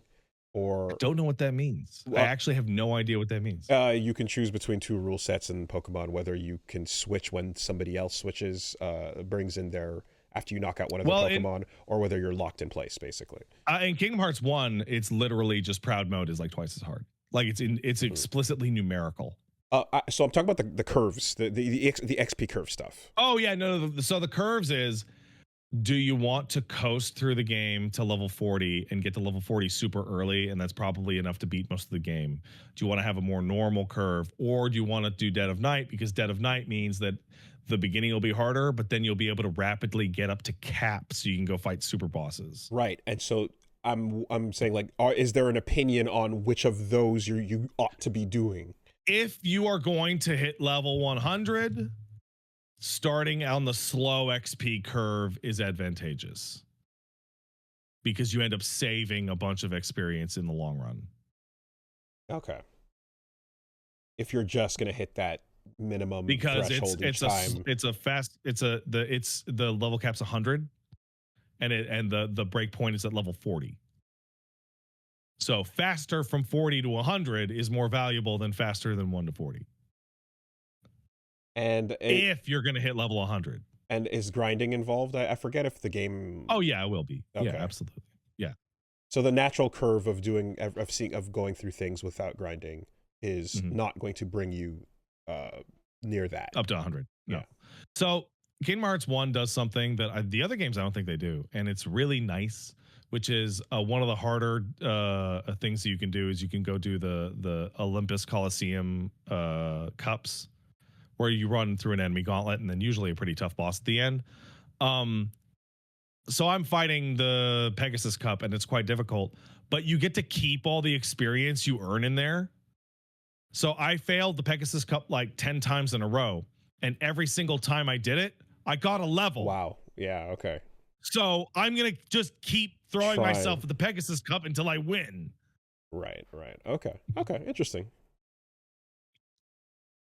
In general, hey, Kingdom Hearts is a 22-year-old game. It's still fucking super surreal seeing Cloud and Goofy hang out, man. It's so fucking nuts. It also, in terms of streaming it, I get to have moments where I'm like, man, I fucking love Winnie the Pooh. Winnie the Pooh's great. I want to hug him. And then everyone's like, I also want to hug Winnie the Pooh. I feel like that feeling has inherently changed, though, now that Disney is like a buyout Katamari. Absolutely. It has changed. It is changed very significantly, to the point where if there's a Kingdom Hearts 4, which they said there'll be, I expect to hang out with Iron Man and fight Darth Vader as a boss fight. Exactly. And if I don't, I'm like, what the actual fuck are you people doing?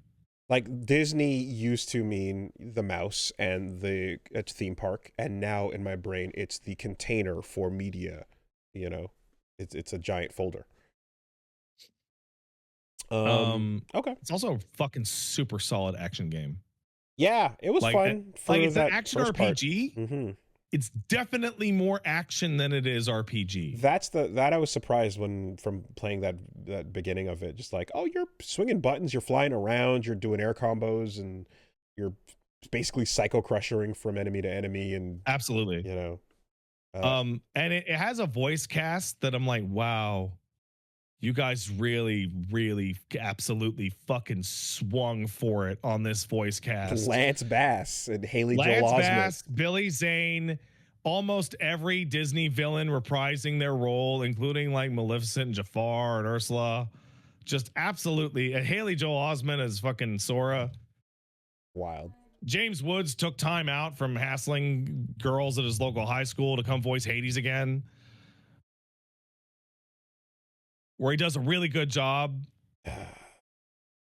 And then later on in the series, you get like Christopher Lee and Mark Hamill and Leonard Nimoy. Christopher Lee's in there? Cool. Oh, yeah. You know who Christopher Lee plays? An evil sounding ass old man. I was trying to think of a character I knew, but maybe I guess someone You I would don't. not. He's only in Kingdom Hearts 2. Oh, okay. Is it the And old? you'll hear him and you're like, oh, that guy sounds like Dracula. Is it the old man that's a part of Organization 13? Yes. Oh, okay. Yeah, I think I know what he looks like. His name is Diz. Sure. It's like, do you get it? Do you get it, bro? Do you get it? Is there an X in there or no man? Okay, all right. Just Diz. Yeah, no, Kingdom Hearts 1's fucking great. And very eager to get to those super bosses. Though it's also one of those games where if you've played the sequel, you can be like, wow, they didn't know how to improve this shit at all, so they just cut it. Right? Like these swimming controls, not good. Cut it. Mm-hmm. The gummy ship? The gummy ship is probably like the most improved thing, where in the first game it's just a waste of time. It's just a waste of time. And then in Kingdom Hearts 2, they just do like a proper Star Fox clone. Right. And it's a massive improvement. Never played Chain of Memories. Apparently there's cards in that game. Yeah, the fucking Game Boy Advance card game thing. Yes, that is a card game. That thing. I did. Luckily look at that for a human second. beings, if you wanted to play that, the collection that all these Kingdom Hearts games are on has the PS2 re-release of Chain of Memories called Re-Chain of Memories, where they completely remade that game into a PS2 game. Yeah, it's so weird to imagine porting a Game Boy thing or just a Nintendo thing out and it not being on one of those platforms, you know? Yeah. But it also has critical plot that needs to be learned. Crazy critical plot. You must play the Game Boy Advance game. So that game is so strange. It's also like it's a game that would have made more sense to not exist on the PS2, because Kingdom Hearts Chain of Memories is, I forgot about Kingdom Hearts 1. Let's do Kingdom Hearts 1 again. Like literally. But yeah, cards, weird. The other goofy thing is that Re-Chain of Memories is it looks like Kingdom Hearts 1, but it's in the Kingdom Hearts 2 engine. And you can tell. Oh, okay. You can tell that it like it's the old Sora model stapled on to like new Sora. Using that, okay. Well, at some point that glass will break. That is a curiosity I have to an itch I have to scratch. I think probably the goofiest thing that I was informed of when I was playing through KH1 at Final Mix on the PS4 remaster is that they lost Kingdom Hearts 1 Final Mix, and that this game is a from scratch recreation. God damn with it, like the man. audio. I hate that And I'm like, so if much. someone had not told me that, I would never have been able to tell because it's perfect. That's so It's upsetting. it's absolutely perfect. The idea that fucking shit code can be lost and there's just like, sorry, we don't know where we put it. Our pre-mastering shat it into a corner somewhere. They had the goddamn audio, I guess. I mean, that's what happened with Final Fantasy X as well. Well, You look, notice how FF10 looks kind of weird in its remaster? they have to it's a redo completely it. new FF10 made from scratch. So that's the thing is, like, if you're like Blue Point style, you can take an existing game released and grab the assets to the best of your ability from the closed compiled thing. You have all the time in the world to do that in the unemployment line. Yeah. Prior to that shit shutting down, the being told to remake a game where you don't have the files for it, where you just got the closed final release and you've got to pull what you can. And they invented a bunch of technology for themselves to rip shit out of PlayStation 2 games. That's a possibility. So, you know, like that is a thing, but it's still just insane for production to like not preserve that shit. And it's not the old days of like, oh, we literally have a limited amount of space on our like I want to say like in the Super Nintendo and Genesis days, it was like, no, we need this precious space to develop our game for next year because we're also making so many games and whatever that we have to like, you know, there's no way to save this. We can't afford it. But everything about that era of just like, yeah, I don't know, it was on a burnt disc somewhere and now it's gone. Who fucking knows? It's just madness. Yeah, ridiculous. Cool. But so it was one of those things where I came off as like, I wish there were more games that fit the Kingdom Hearts template, like this type of action RPG. The gameplay. But that is the same lamentation of, man, I wish there were some more cool action games. Sure. Ironically enough, the closest thing to Kingdom Hearts 4 and 5 are FF7 Remake and FF7 Rebirth. I was about to say, when I think about the type of game where you jump, but it does you do a bunch similarly. of action real time and then occasionally slow down to cast. That's just FF7R. Yeah.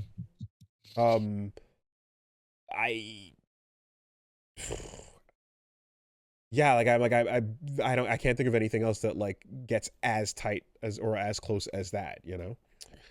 Cool. All right. But yeah, I'm gonna keep trucking on that. I am probably gonna have that wrapped up by the end of the week. Are you just? I'm probably gonna just blow through that shit by the end of the week. And these were the Crimson Desert hours that were set aside to go heavy. No, what happened is what happened is that these were going to be normal Crimson Desert hours. They're going to be like, we'll do it. And then I started the stream and I was like, oh, there's a lot of people here. Okay.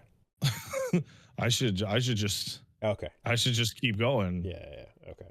And I was like, hey, I was texting the wife and I'm like, hey wife, there's a lot of people here. Should I keep going? She's like, of course you fucking should. I'm like, okay. That's how that happened. That makes perfect sense. I understand. Also, I'm having a blast playing it. It's Proud is hard. Like, and the idea that later games turn even further into like just character action games with Goofy and Donald is definitely a huge appeal. The groundwork for FF16 was laid out years ago. No. I said FF7R played like this. FF16 plays nothing like Kingdom Hearts. No. What I'm saying is the decision to make this game not a turn-based classic Final Fantasy style game. Yeah. Right. There was a choice that was made early on to not make this a, line up your party, and you've got a party of 3 sitting there, but they're not casting one by one, Bro, FF16 like wishes it was more like Kingdom Hearts, man. That would be such a massive fucking improvement. Yeah, how so? So Kingdom Hearts FF16 uses the Final Fantasy, I forget what it's called. Is it like the break system? It's where like you're building up like a stagger the bar. stagger shit. Yeah, like R Yeah. and 15. And that works really well for FF13, and it works well for 7 and 7R. It does not work well for an action game like 16 because it just leads to the thing of, well, I'm gonna save every cooldown for when they're staggered because it does twice as much damage. Whereas with Kingdom Hearts, like, enemies have very cohesive tells. They have you can parry almost all of their stuff, and you have a parry and a dodge roll. And like when you hit an enemy, you've got them for one combo. You're not like softening them up to wail on them for 50 seconds. You're back and forth fighting them constantly, like it would be in like a Devil May Cry. Like, you stagger Virgil and you're like, I have 8 hits on Virgil, and you've got your full, before he's coming back. I guess I just my expectations are not what you're describing when I'm going into like a game that's like Final Fantasy. My expectations are like, oh, you're leaning in at all to action. Oh, I'll take what I can get, almost, So I ended up kind of like, I enjoyed it. It was not in depth at all. It didn't go to the lengths that other action games do, certainly. But I kind of was like, not Kingdom Hearts 1, Kingdom Hearts 2. Yes, okay. That is a top shelf PlayStation 2 action game. But all this to say that in the end with 16, I guess I just had like, I'm like, oh yeah, I kind of had my expectations somewhat lowered for how in-depth the combat would be, and I was pleasantly surprised by the amount of things I could do, and like how much how many moves were possible while cycling through everything you had on your kit. Yeah. So I mean, I think back on 16 and I think about how like there is a huge variety of moves and a bunch of cool things you can do. And then I figured out that all of them were less effective than just stockpiling the most boring cooldowns in the game and blowing them out on the stagger bar. Just doing the big super. And finding out that like by far the most effective way to play the game is the most boring way to play the game was like a big bummer. To do the big nukes. Okay, fair enough. That's fair. It is the way to melt the bosses and life bars like crazy. I like to optimize the way my character moves and fights and damages, but I don't want to solve it. I want to have to keep re-optimizing it the whole time through.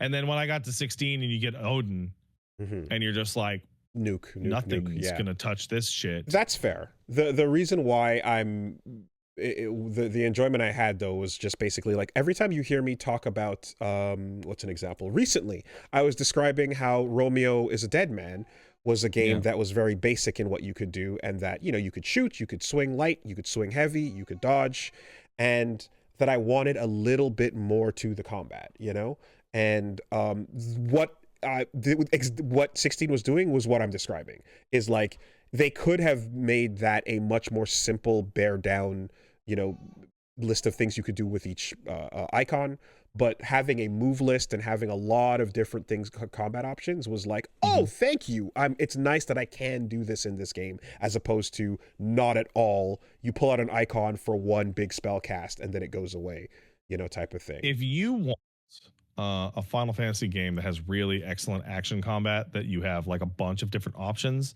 your best option is to play Stranger of Paradise. Yes. Definitely. Hey, I have to take a quick break. I have not fed this dog. You're right back. I am dead required, if you'll excuse me.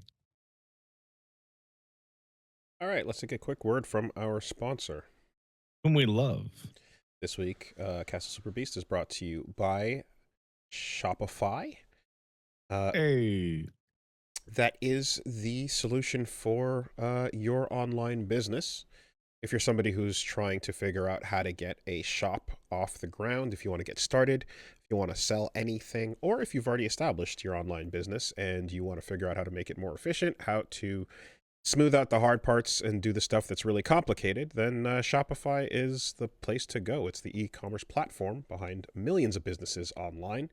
It helped us with getting t-shirts and figuring out how to do that part of the internet. And I'll tell you that it's also got the perfect tools for if you're going into your first or your millionth sale. Whatever the scale of your business is, it scales with you and has tons of features. So you got ready to use templates that can help you build a beautiful store that matches your brand style. You've got a ton of integrations so that you can, have your shop set up on your social media. You can keep track of where people are browsing, where they're looking up your shop, and what they're buying. If you want to handle things like international shipping, returns, the parts of the process that get more and more complex as you grow, then Shopify makes that simple. So be sure to check them out. If you ever get stuck, they've got award-winning 24/7 customer support as well. So world-class expertise in managing inventory and everything you could need for getting your online store started. That iconic shop pay button that you've been seeing everywhere online, that's them as well. So they've got a really good simplified process. I love the ability to keep my orders in one place and the best converting checkout on the planet. So check them out. You can turn your what ifs into cash, get your ideas off the ground, get your business started, and check it out with Shopify today. You can sign up for your $1 per month trial today at shopify.com/superbeast. That's shopify.com/superbeast. One more time, shopify.com/superbeast for your $1 per month trial. Thank you, Shopify. Thanks, Shopify. All right. So incidentally, we've talked about some of the stuff going on with the there was some AI generated shit in Crimson Desert, and we touched on the Fortnite layoffs as well. I guess tied to the AI discussion a little bit earlier, there was a couple updates regarding DLSS 5, which we talked about last week. Oh, that was in between. Isn't that interesting? So, there were a couple of different back and forths. The Digital Foundry had a big discussion to basically say maybe we were a bit too fast and a little too gung-ho about it. Digital Foundry said we really should have waited to see what people thought before we said anything, which is like a massive coward statement. It's and then there's two guys on Digital Foundry who were like, we thought this shit sucked right away. Yeah. It's like, no, you had the poor take at the time. Jensen Huang came out and said, guys don't understand. It's not an image filter. It's actually a generationally compute geometric it's a thing. And it's totally different. And never mind that, it turns out that there are hallucinations. They were literally just using a 5090 to run a fucking Instagram filter on top of fucking RE9 footage. Which they were that's all it was. Expressly stating that it was not. That no, it's happening using explicit 3D scene data, etc., etc. And then, upon further examination, it's like, no, that is exactly what's happening here. It's exactly what it was. And then it shows, everyone could tell right away, like that. And it shows more obviously in the Starfield footage than it does in the Resident Evil footage. Yeah. But it was interesting too, because what I will say is that it sounds like they did a bunch of they got the full ringer in that discussion on Digital Foundry, and some of the discussion points that came up that we didn't even get into as well was nowadays when you get people on the RE engine especially, you're hiring actors and you're paying for their likenesses and you're scanning their data and you're actively having them do performance capture. And that's a very expensive and complicated process that also is paying them for the fact that their face is on the character. And also, after that came out, people who worked on RE9 came out and said, I've never seen this fucking shit. This shit looks like trash. So we do not support it over at the RE9 development team. Every shot has its chaser. And yes, Capcom and Ubisoft developers found out about the DLSS 5 footage when everyone else did. And furthermore, they also came out and doubled down to say they will not be using any generative AI content, Capcom specifically. They basically underlined their policy about it not being used for any assets in the game. But they do have it for improving efficiency and productivity and development. Yeah, and so on. So you can either believe that they use it for whatever they want and they're just trying to pull the wool over your eyes, or they're just saying that to appease the investors in Capcom. Well, because that's the thing is if you appease the us, the players, by saying no we won't, but then the people who are the investors going, but wait, what about Bubble? I thought I was giving you money because you were saying the keyword. You need to say the keyword more, actually. And then it's like, oh, no. So now you're trapped between a bubble and a hard place. How is that Bubble doing today? Oh, are you not up to date?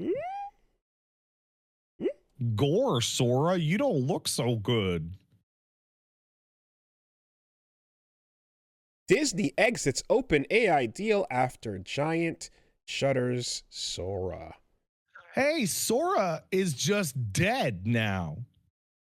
But what about all that face data? Wooly, do you know want to? So remember we've gone over it so many times. But the thing that I say every time is that what's going to get the bubble is that these services don't make any money. Hold on. What are the numbers here? It cost about $5 billion to run Sora a year, and they made 1.2 million back. That is an operating loss. I don't math so good. $998.8 million. I don't math so good. Is that bad? It is bad. That is a higher than 99. That is a 99.8% loss. A cool billion. Okay. So they're taking it offline for consumers. Okay. Because but because it can't make money. It can't make money. But I was told, like, the nature of turning the device on means it can't make money. But I was told the line would go up. That's what happened when you live in a speculative economy. Okay. Well, Sora was the one particularly where, like, you could specifically make video. But like you give it your face and permission face, and it has a bunch of... So Low Tier God was like, I want to make meme videos of myself, so he gave permission to make Low Tier God face videos. And so then he would try and scroll through the thing to find them, and all he would find is people making edits of himself telling him to, like, take care of his kids. And then he didn't think it was that funny. Okay. I see. Yeah, because I did see a bunch, and like I know like Jake Paul and a bunch of other people got their face, and there's like you can specifically, say, hey, here's my thing, go use it. Interesting.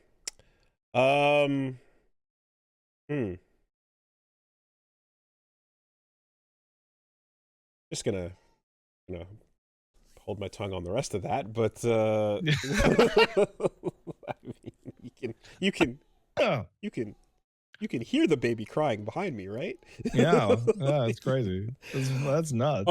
So what I'm also hearing is that the because like you know how like Discord just had this bit and they're like, hey guys, fucking Peter wants your data, or is that okay? And everyone said go fuck yourself, right? Remember that little blip? So I just read that like Reddit is also the attempt on Reddit side is going down, and they're coming at it from a different angle. It was, we want to use face data to minimize bots to guarantee that you're a human. So we want to incorporate some sort of face data related thing as well, or at least it's a discussion my point. eyes here, man. And it's just kind of like at the point where you got to find all these different places to be like, yes, we get it. The people who you want to keep track of, who say bad, nasty things about you, you want to get their faces in the database. We understand, Pete. We get it. I'm just kind of wondering, like, between that and the whole like Twitter exchange or whatever, you kind of wonder if there's a point where you're like, are you guys actively making bots so that you can create environments where you can then walk in and be like, the only solution is face data? Yes. Oh, absolutely. Oh, okay. That's not even a conspiracy theory. Oh, I was okay. All right, just checking. And then the bots can be grandfathered in / given a free pass in so that discussions look like they're more popular than they are.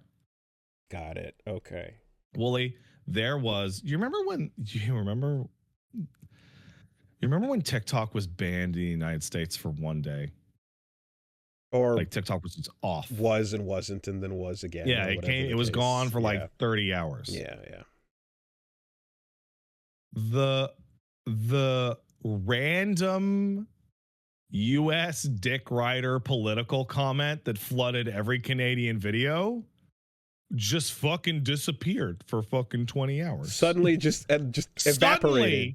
Suddenly fake guy from Alberta no longer existed on everybody's videos in Canada. Fascinating how that works. Yeah. That and the other one where it's like, oh, your location is now visible on your profile. Lit. Fucking the pants down ass moment of like, wait, from where? Anyway, so the that thing. Fucking, that's when the left hand doesn't talk to the right hand. Oh boy. Okay, so there was that side of it. The other announcement as well we had this week was over on Guilty Gear side, 2.0 Strive is happening. That game is making its money and doing well enough that they're still going with it, man. Holy shit, Bridget Prince money. The success that Strive is enjoying after all this time is like fucking wow. That is a very healthy thing to see in the middle of incest gate, and Tekken kind of wishes they could get some incest going on right now. As like, I think Tekken would take incest and good gameplay over the situation they're currently dealing with. It's brutal. At least Alex is still pretty sick to play. Alex is fun to play. All things considered. So over on Strive 2.0, what did they announce? Well, one, Jam, Cranberry Jam is back. Hell yeah, Jad Kuradoberi. I don't know what a cradberry is, but she Kuradoberi. That's Kuradoberi. Yeah. Cranberry Jam. And she's got a little bunny and she cooks, and hey, guess what? She does a dragon kick, and fucking mission accomplished. Hell yeah. Done and done. Cloudberry Jam? Is that what it's supposed to be? Is that what it is? I didn't know that. Kuradoberi. Oh, it is. Kuradoberi. Damn it. Cloudberry Jam. Oh. Okay. Oh my god, the rabbit cooks also. Yeah, it does. And I was wondering if they were gonna like lean in and go like big old full-on chef outfit, but they got the jacket and she's chilling. They also, and she seems fine. That's all good. Jam's sick, as long as she does her big hair, dragon kick and Kikosho. That's fine. Cool counters, etc. Motherfucker, did you see Robo-Kai? Yo, it's Robo-Kai. I'm looking at him right now. Robo-Kai looks so sick. It's crazy. Like, I love Robo-Kai. They gave him a body, and he's this goofy old man that's like, rah, sonny boy, rah. You know, he talks like a complete old asshole, but my God, is his Strive glow up incredible. He's wearing a pinstripe suit. He's swagged to fuck. And is it just the one piece of concept art? It's just the one piece of concept art. And his hair is now, like beforehand it was the robot head with the you know, the Kai hair and the mask. And now they have his hair doing like this coif that's it's like there's one piece of Robo Kai art where he's upside down looking like swaggish, and they basically made him that. You know, so he's got this whole distinct look. Yeah, they made the robot hot. What a fucking cool design tease right there. Gameplay wise, I really hope that, I know that they simplify a lot of the time, but RoboKai's had some crazy gameplay mechanics over the years, and RoboKai's been goofy as shit. Yeah, always these insane moves, and I'm sure they're gonna, you know, bring back a bunch. But he also had a version of him, the Mark II in Isuka.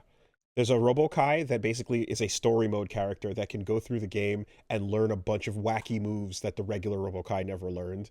And like, I hope that they kind of integrate something that allows him to have this kind of system of like wacky, insane upgrades, you know, upgrade pathing while you're playing as him in the game. That'd be a lot of fun. Because like to go back and like, you know, pull from everything he's ever had, like you can do some deep cuts into some obscure shit. He had a pot buster you could teach him, where these big robot arms would come out and grab you, you know, like it's nuts. So shit was wild. Speaking of wild, they also teased the season 2.0, or rather the version 2.0 update. Gameplay mechanic changes. A big one is, do you remember Wild Assault by any chance? No. So they added two big things to the game some time ago. Was a big shield that you could spend a part of your burst gauge to do, or a big drive impact. Fly forward, bia, and you spend. Oh, I never played the version that had that in it. Okay, so every character universally could do, you know, Hadoken plus dust to do a like drive impact or like a big shield, you know. And the drive impact thing was ridiculous. It was obnoxious. It was insane to deal with, and some people got better than others because you had different colored versions depending on what style of character you had, and people hated it because it was busted and nuts. So they took it out of the game completely. They removed a mechanic that they introduced. Oh, now it's back to what I think of as try. They're replacing it with a different mechanic, actually. Okay. So now you have something called counter blitz, which is when you get hit with a big counter full screen thing, you can spend half a burst meter to bust out of it and do a like 3 or 4 hit what looks like a wall break combo or sequence, you know. And it's like a half burst, I guess. Or is it did I get that wrong? When you're on offense. Okay, excuse me. It is a counter breaker. Okay. So you use that to call out their burst effectively then. And you've seen, this is the first time we've seen a mechanic get fully erased. Yeah, it's quite rare. You know, and then just like, sorry, yep, you guys didn't like that, our bad, it's gone. Here's something else entirely.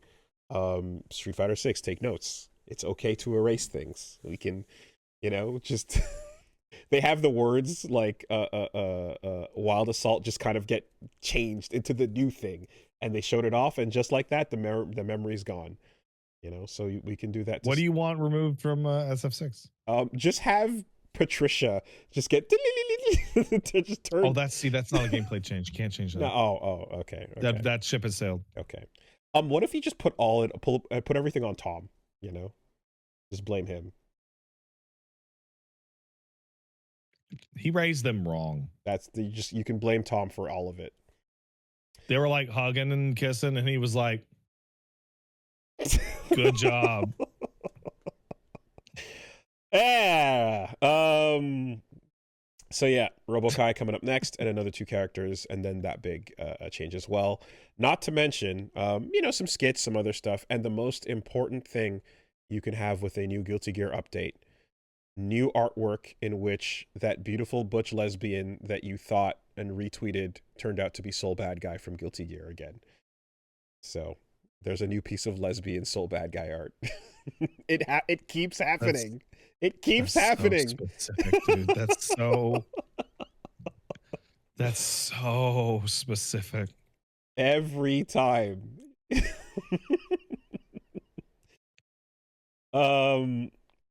So that's cool. We talked about JoJo already a little bit. There was an obvious but interesting thing. So Yoshi P sat down, talked about Final Fantasy. Talked a lot about Final Fantasy.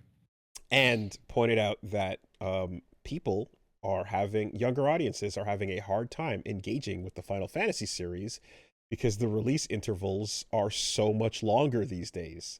And it's so there's a statistic that bears this out where remake and rebirth players, 80% of them were over the age of 30 years old. 77% of rebirth players. That is a ridiculous uphill battle to get younger people to care about Final Fantasy again. That's locked in from our childhoods, right? That's yeah. You know what the kids are into now, man? Fortnite and everything MiHoYo puts out. You know when those things come out? All the time? Every 6 weeks. Okay, but also the other second part of this is that you truly, because of the way the industry is now, cannot have a release schedule like you used to. So you gotta have multiple games that you have a game that takes the moment and everyone is on it, and then when that's done, something else takes the moment entirely, right? Arc Raiders is what's here now, taking in the moment. Something else will come from somewhere else and try to peel people away. And there's these big things like Fortnite in the background and so on. And there are some institutions, Call of Duty has found its way of going about it. But back in, obviously, that the 90s into the early aughts, you had Final Fantasy games coming out every 2-3 years. And so no, I actually ran the math on it. They came out on average every 14 months. So it's just for 12 years. So there was a very good chance of people getting in by just keeping up with that shit. And we talked about the insanity of going from 6 to 7 and then going from 9 to 10 and so on, right? In North America, it gets slightly more complicated because of the missing entries, but in general, there was a new Final Fantasy game every single year you were in school. Yeah. Now here's the problem. It is obviously impossible to expect and or push for 14-month turnaround on modern video games. And I don't know if that's true. Well, asterisk. You certainly can if you A, crunch, or B, reduce your scope.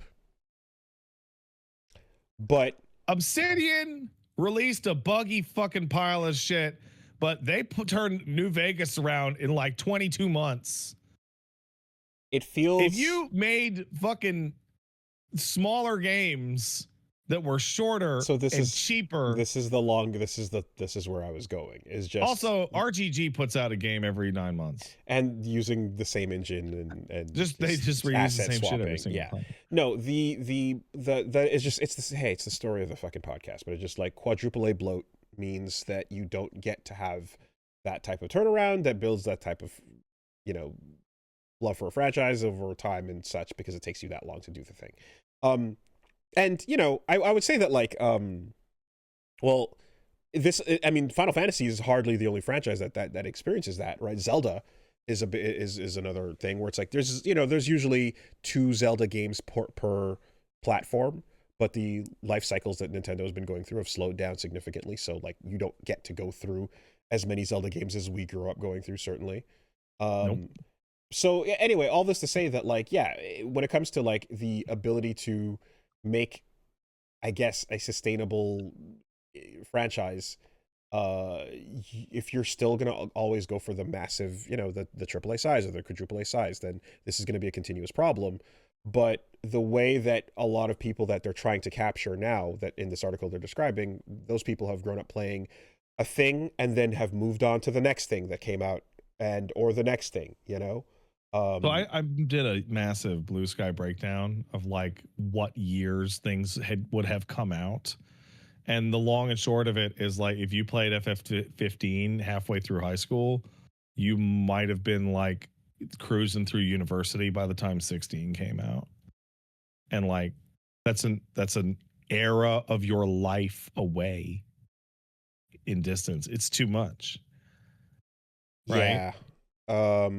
Like an 18-year-old now has had like 4 Final Fantasy games come out. I was like I was trying to pull up the quick list, and it's like 97, 99, just going from 7, 2001, there are 3 Final Fantasy games that came out in an 18-month period with 10, 11, 12. 2003 to 2006 with 12. Sorry, 9, 10, 11. Yeah. From 2006 to 2010 with 13. And then you know who's actually doing going. a really good job of this extremely specific problem to video games? Is Resident Evil. Resident Evil has staggered new game and remake, and they've been ping-ponging each other. There's an 18 to 28 month like turnaround period where there's like kind of always a new Resident Evil game coming out. Now there's a Resident Evil game either coming out this year or has been announced for next year for since 7. Now, Resident Evil, especially for the remakes, these are big, showy, expensive, but ultimately short game experiences. Very short. They're games that are built on playing them multiple times in a row, over and over. I'm doing Resident Evil 9 Insanity, which I forgot to talk about. Okay. And that's my 4th full run of the game. And it is a very, very interesting run of the game because they're also remixing enemy encounters, which has led to scenarios of me going into, because I'm obsessed with these types of games, right? So I'm going through a hallway in a basement and I'm like, I have to run back to this safe room. So you know what would be really diabolical? If they spawn the unkillable enemy in front of me, which causes me to have to open this door, and then a zombie that didn't spawn on the earlier difficulty spawns to come out of that door to punish me. And as I was saying that shit, out that door he came. Interesting. Yeah. Enemy remix tweaks. Yeah. Bonus content, new game plus, speed run rewards. Right. It's a cheap way to add longevity to your game. But that being said, Resident Evil is not a JRPG, right? Like, no, lengthwise. It would be interesting to see if like there ever could be a step backwards by anyone who's like escalated up in this industry in a way. Like, I mean, it feels like you just got to fall from grace all the way to the bottom. Did Octopath Traveler do well? I think it did. But you see, that's a new series that had to be created to do that, right? Bravely Default did fine, didn't it?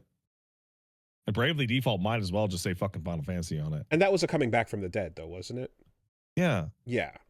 Like you could just do a bunch of fucking game, like every game that Square Enix puts out that looks like it could be an old Final Fantasy game, you could just call it Final Fantasy fucking Legend whatever. But the point of what I'm getting at is that like the name that we're talking about, like when you give it the other things are like the other games like that, like Octopath and stuff that is like smaller and more reasonable and is a step down in a way. Like I'm curious to see if it's possible with the name, the big thing that everybody go, bro, that IP, you know, because it feels like you can't. I don't think that name holds it like it did after 15 and 16 being mediocre. And then the other question, of course, is like, you know, can you take a step down in a way where what you do doesn't basically have a bunch of people that are like, wait, how is this not bigger and bolder and crazier than the last one? This game sucks. What a piece of shit, right? Or to have it look, or people just say like, it looks like shit or whatever. If you're going for something that is like dialing back from this cliff. What's the newest mainline Final Fantasy game that you played that you were like, this is obviously a Game of the Year contender? I feel like it's FF10 back in 2001. I really liked 7 Remake. I don't count it. It's a remake. I said new Final Fantasy game. Some people might say 12. I personally disagree, but I can see it. But yeah, we're talking like you gotta go. You gotta go back to periods. the old. You gotta go back to the previous generations. Yeah. So no, but ultimately though, it's when you have this kind of discussion about like, okay, thus let's start like if you go, how do we put out more Final Fantasy games faster so that people can relate to this franchise? It's like that is make them. Just make them. Okay. And do we trust the way that people get told to make things quickly to be done in a way that is not going to present here's the thing, Willie. billion? They're complaining about Final Fantasy brand awareness, but they also make a bunch of games that they could just call Final Fantasy. Octopath Traveler back in the 90s would be called Final Fantasy Gaiden. Right. But they ultimately don't, and that's why Octopath is not part of what he's talking about when he says, "Hey, yeah." So it's like if people you are not if recognizing the younger audiences are not playing it as much, because if they did play Octopath Traveler, then they played Octopath, which is a different thing. Yeah. You know, so that's kind of the deal. So their plan to get the kids is release the mobile Dissidia game. Yes, create a live service, create a mobile live service platform, and then hope that can fight against can do it. The Hoyo, so can we. Verse. You know, it's just the when it's as simple as just make it good, go, make it fast, go. It's like, I don't trust the assholes to not fucking either crunch, or there's always some bullshit they're gonna go about when it comes to this shit. We talk about it every single week. It's like they can't do it more frequently without some horrible downside being a part of that. If not just the quality dipping, then the amount of churn or the every other thing that goes wrong with every other major release we cover on a regular basis, right? To be fair, the person that's being interviewed who gave this statement was Yoshi P, who we know doesn't do that stuff, but he also made a kind of mid Final Fantasy game. Yeah. And Dawn Trail is also kind of mid. I just, when it comes to like, we don't get games as fast as we used to, and people are not attached to the brand as much as they used to be. And like, how can we do something about that? I go, well, be careful about how you solve that problem, because there's a lot of shitty ways you can. Well, I have a solution. Do you want my solution? It's a genuine solution. I'm gonna hold up my hand. Okay, so I've been playing Kingdom Hearts 1, and it runs well, and it's a PS2 game, and I'm like, just make more of these.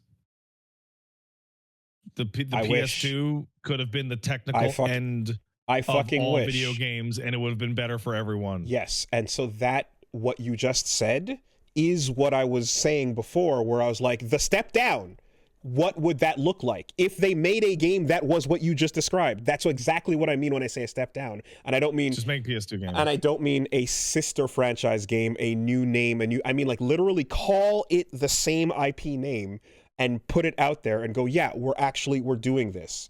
And it looks like something from a previous gen or so, or whatever the case is, but it's a sustainable release, and it's a good-ass game. I wonder how that would be received. I would love to see that. I'd be curious to see if, like, there would be enough people that would just be like, yeah, this is fucking great rules, word of mouth is going to help and carry this forward, or if there is enough of a, you know, larger audience, a casual pushback against something that doesn't look like it's current, or whatever the case is, and then that leads to a bunch of other shit. I don't know. I would hope, I would imagine that, considering how well indie games do and how much people are super down for shit that is, you know, retro and solid, like that something could come out that would be received in this way, you know, that would, and I think it would work, but I'd be curious if there were anything to point to as an example. Do you remember the PlayStation The Best collection? It was what Greatest Hits was called in Japan. Oh yeah, I've been making fun of that name for fucking 15 years now. Square Enix should put out a series of games called Final Fantasy PS2 That Never Was Collection, and just pretend that these are PS2 games that never got released, and just make new games in their PS2 games. Look, we found an old Final Fantasy game in a drawer. It's from the PS2. Someone just brought up Pokemon. Yeah. And there's a franchise that stayed in its lane quite a bit for a very long time. Now there's a problem with Pokemon when we talk about these things, because when you go, why don't you just do it like Pokemon? You're also saying, why aren't you as successful as the most successful thing that's ever existed in human history? Well,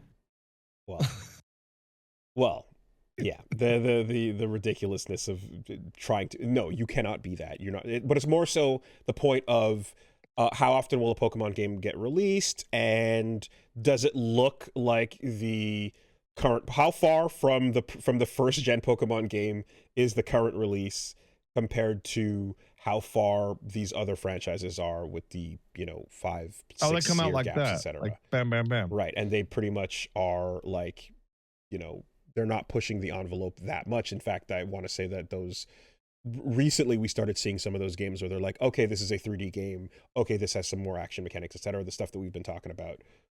But for the most part, they kind of stuck to it, and it does I'm just thinking fucking like sell. this, It sells every time. It sells every time. And I'm just thinking in my brain, I'm like, this conversation is like actually stupid, like the whole conversation, because it's like the game I've been describing this whole time, I just had to say 360 game instead of PS2 game.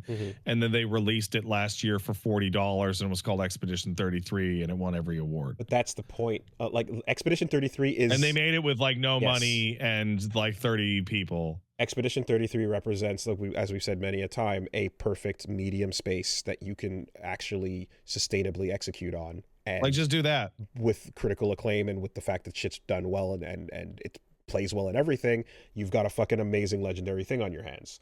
Square Enix, do you not have a team that is as talented as these French amateurs? It's like a Tony Stark built this shit with a pile of scraps moment. I think that there's a fear, and it's stupid, but I think there's a fear of, like, if Expedition 33 was just called Final Fantasy, there's a fear of, like, well, this is not bigger and bolder and louder than the last thing we did. No, it's just better. And it's not, and we don't have a million preload pre-order bonuses, and we don't have a million, you know what I mean? Like, the bloat of the machine and the fact that there's all these people on these games with the numerical entry, that's this massive insane thing. Like, it comes with all that shitty bloat and all that shitty churn, and I remember talking to you the resistance would come with that ages ago about Blizzard and Square, that period where Blizzard and Square Enix were just like throwing every dollar they had in the world at we're going to have the nicest CG cutscenes between them, right? Like, which Warcraft cinematic versus Warcraft what Final 3, Fantasy cinematic was come out. FF10. And Blizzard ultimately crushed them in that war, because Square Enix would spend all that money on those cutscenes and then also on the in-game graphics. And then Blizzard would like get like 4 triangles together and say it was a troll. Yeah. Yeah. Also, and have a guy with a Jamaican accent talk over it. I mean, also, and Blizzard, like, while Square eventually got there, Blizzard made the MMO platform moneymaker, it prints money thing first, and then all they had to do was just sit on top of that. And it's like, I'm thinking about, like, Square Enix says that Final Fantasy has become trapped and it has to look like the best game that's ever existed. And it's like, the most successful game you guys ever put out, accounting for the era in which it released, was the game that had cool cutscenes and looked like a bunch of little Popeye freaks running around. Yeah. Yeah. No, it's like, yeah, we know this, and it would take somebody that they'd be willing to listen to go in and boldly be like, shut the fuck up, we're not doing this stupid shit, we don't need to, right?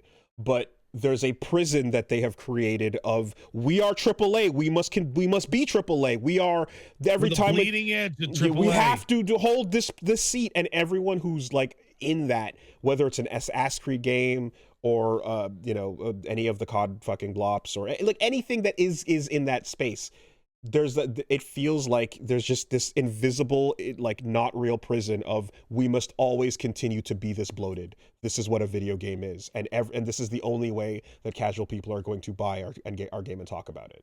You know what's really weird to me about Yoshi P talking about this is that Yoshi P, the way he handles managing the FF14 team and what they focus on and what they plan for and what comes out is extremely structured. It's super, super specific to the point where people can look at a trailer and call the date of when stuff's going to come out. It's very, very regimented. And then they took like 5, 6, 7 years to make FF16, and we're like, it has to look like the graphics have to be incredible. It has to be this and that. And it's like, it's not even to his own production strengths, but because it's Final Fantasy 16, it has to be the biggest and the most peak and the gorgeousest.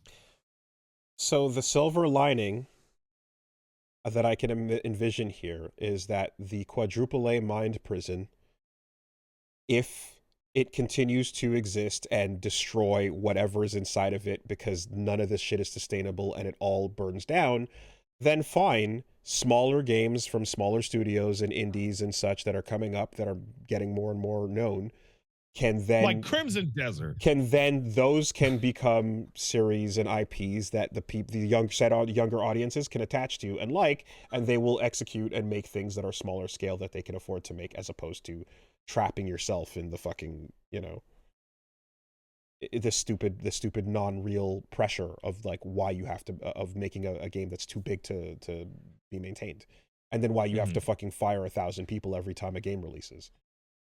It's like the problem will fix itself, but the thing that people start playing a bunch of and caring about might not be the Final Fantasy franchise then, if they move on to the Claire Obscure franchise, you know, or whatever the thing ends up being.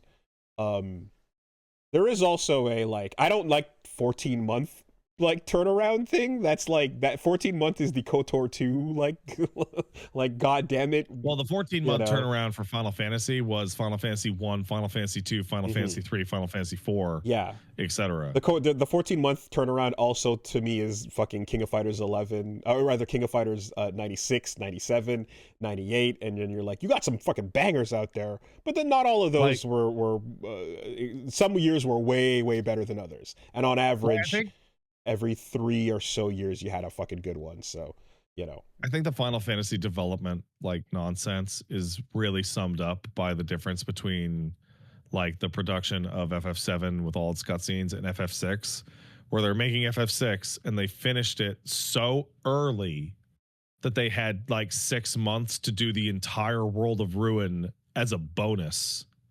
The game was going to end on the floating continent. And then they're like, oh, wow, we have tons of time before our release date. Let's do a whole second continent. Whatever generation you're in, whatever scale you're at, I think people can enjoy, be satisfied with, and still feel attached to something that comes out every 3-4 years. I think that's reasonable. I think back in a time when generation turnarounds were a lot faster too. You remember when there was a Persona game coming out?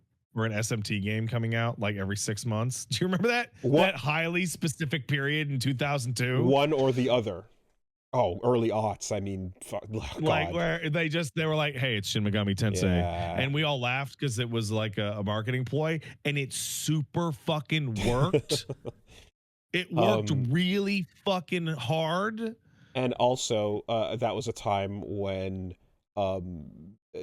whatchamacallit, were companies that were making games for arcades just simultaneously developed multiple games on multiple fronts, you know, and like fighting game shit was like, yeah, multiple in a year from almost the same teams, it felt like at times, you know. The insanity of the late 90s release schedule.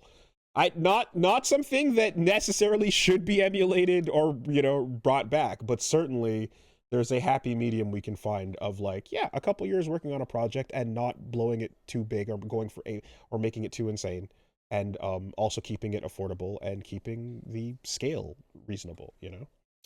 I think it's really obvious that management is where all the money in this business goes. Every single time we see like, oh, how come this game took so long and cost so much money? It's like, oh, because producers and directors just weren't doing it, or they weren't telling people what to go, or there was some stuff from Sony, forget which studio it was, so feel free to take this with a massive grain of salt, but they were like, everyone had every single change had to go through the director, but the director would leave you on red for 3 months. Oh god, the bottleneck auteur. So like, I know that specific example, I might be misremembering it, but I know that that's a very common thing in a lot of places. Yeah, fuck, what was I just gonna say? I was gonna say something about the not the turnaround rate, not the scale, but yes, that's it. It feels like it would be easier to summarize here. It feels like it would be easier for massive publishing company to have a person who takes a mid-sized game that's a huge success, and then that person continues to work on more sequels or more in that franchise and keeps it the same scale than it would be to take something that bloats the fuck up, goes uphill, and then try to pull it back. You know? You know, it's a really good example of this. When they were interviewed after they won all those awards, Guillaume was like, yeah, the tendency for a game to do this well is to staff up and make the next game really big. We're not going to do that. The next game will be about the same. Yep. They got knighted, man. You know? Yeah. Anyway. So that is an interesting Yoshi P interview. All right. Let's take some letters. Oh, wait, hold on. Just a coincidental, but it appears that the time for Mirror's Edge likes is upon us. Oh, I saw this. Yeah. So there's two things going on here. So there's Panline, which is just Mirror's Edge. You can go look at on Steam, where colors and visual, like literally, we are doing. It's not Mirror's Edge at home. It is Mirror's Edge. You can go look at Panline, and simultaneously, there is something called Tachyon Flow. Bro, this bitch using a fake PSP in the screenshot. That's so fucking funny. And Tachyon Flow is also just Mirror's Edge, but this time it's third person. And you can see more active, cool glowing and wall running stunts and flips and tricks and shit. Oh, this is the one that I saw. Yeah. Tachyon Flow. Yeah. And I'm very, very in love with... Tachyon Flow has massive "this shit is never coming out" energy. Well, because this is Twitter game running in an experimental environment, right? Yeah. But I think it's hype as fuck watching all the explosions and shit going on, and it's Mirror's Edge third person, which I already love Mirror's Edge. The ability to see the character just makes me love that even more. So I'm immensely excited for the possibility of this game. Wow, Panline's really... They're not even that one's not remotely pretending. Like Tachyon Flow, that's crazy. Tachyon Flow is adding a little bit of glow and powers, and her shoes are glowing, and she's bursting into like speed runs off the wall and stuff. Panline it's just 1-to-1-to-1-to-1. That's crazy. But Panline does look like it exists. Well, more so. Either way, welcome back, Mirror's Edge. Fine, I'll do it myself. Let's take some letters. If you want to send a letter, send it to castlesuperbeastmail@gmail.com. That's castlesuperbeastmail@gmail.com.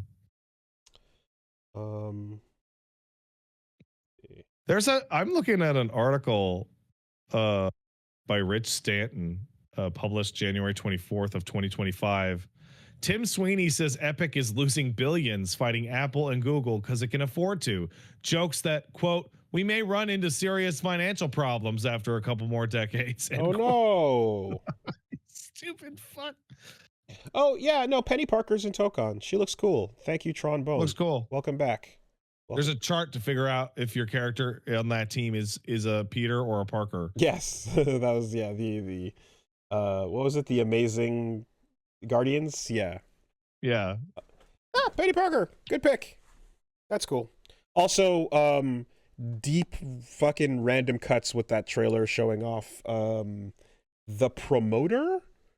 So the implication being that the Galactica? The Galactica lady that shows up is a character called the Promoter, which means that the champion, this baldman with a big ponytail, will be showing up. This the champion is such a fucking old, goofy ass design. Just look up the Marvel character. Here, let me find a picture. Because he's probably showing up. Look at this fucking dude right here. What do we got? Yo, this dude sucks. He's got tight red pants and a big blue shirt and a giant forehead and this is awful. And Mary Jane Watson hair. That's awful. It's crazy. Yeah, Space Hogan is coming. Let's see what Tokon does to his design. Hopefully nothing. Never mind that danger glow up. Leave the champion intact. Castle Super Beast mail at gmail.com. Your letter may sound like this. Hey, Pat and Wooly. Friend of mine Hey, I taught games with is a huge Hollow Knight / Silksong fan, and he's completely convinced that the key to the tens of millions of sales they made is the complete and utter lack of communication and marketing. His take is, and I quote, "I maintain that if they communicated more, the game would not have been as well known. I personally don't think internet memes translate to sales, otherwise Morbius would have actually done well in its theatrical re-release. I don't deny that Skongers being kept, keeping things in the zeitgeist impacted sales, but I think that Hollow Knight being a generational quality indie game is the main reason for the continued sales." What are your thoughts on Team Cherry's almost total radio silence? Does your friend think that it's raining because the ground is wet? Yeah. Like, are you fucking serious? Hollow Knight generated a fuck ton of goodwill from the fact that it was a great ass game. Word of mouth spread, the quality and the timing of its luck as well all worked out wonderfully as a 2D Souls-like. And on top of that, they also developed a lot of goodwill from the fact that they were very generous about development and put a fuck ton into the game and gave away a bunch as well from this Kickstarter campaign all the way up to the final release. So it was a momentum of like good things to say about that game. And then your friend needs a lesson in causality, man. And from that, the tease that they were going to follow that up with more of it, you know, plus the fact that it became a meme certainly adds, but there was enough of a rolling ball going down the hill of people loving Hollow Knight before that. There's like a legitimate backwards understanding of anything, like to the point when I'm dumbfounded by the idea, like people knowing more about it would have it's because it's $20. That's excellent. That's another part of the goodwill. It's also really cheap, and it's super long. Yeah. All of this rolling forward. Did you think your full tummy made the food disappear? No, you ate it. It's a total confusion of like root and proximate causes. It's God, I'd be so frustrated to talk to this person. The really affordable, really long, well-made game made a good impression on everybody by having a ton of content and announced the sequel, and then people spent years memeing the sequel because it took forever. But yeah, also like internet like memes and talking and this and that and discussion and podcasts don't mean a lick of difference to anybody. Like 99% of people playing games. Like the Hollow Knight sold extraordinarily well based off of word of mouth, as well as the fact that it cost $15 and looked like an excellent Metroidvania that you would see on the store. Silksong is carrying on the reputation.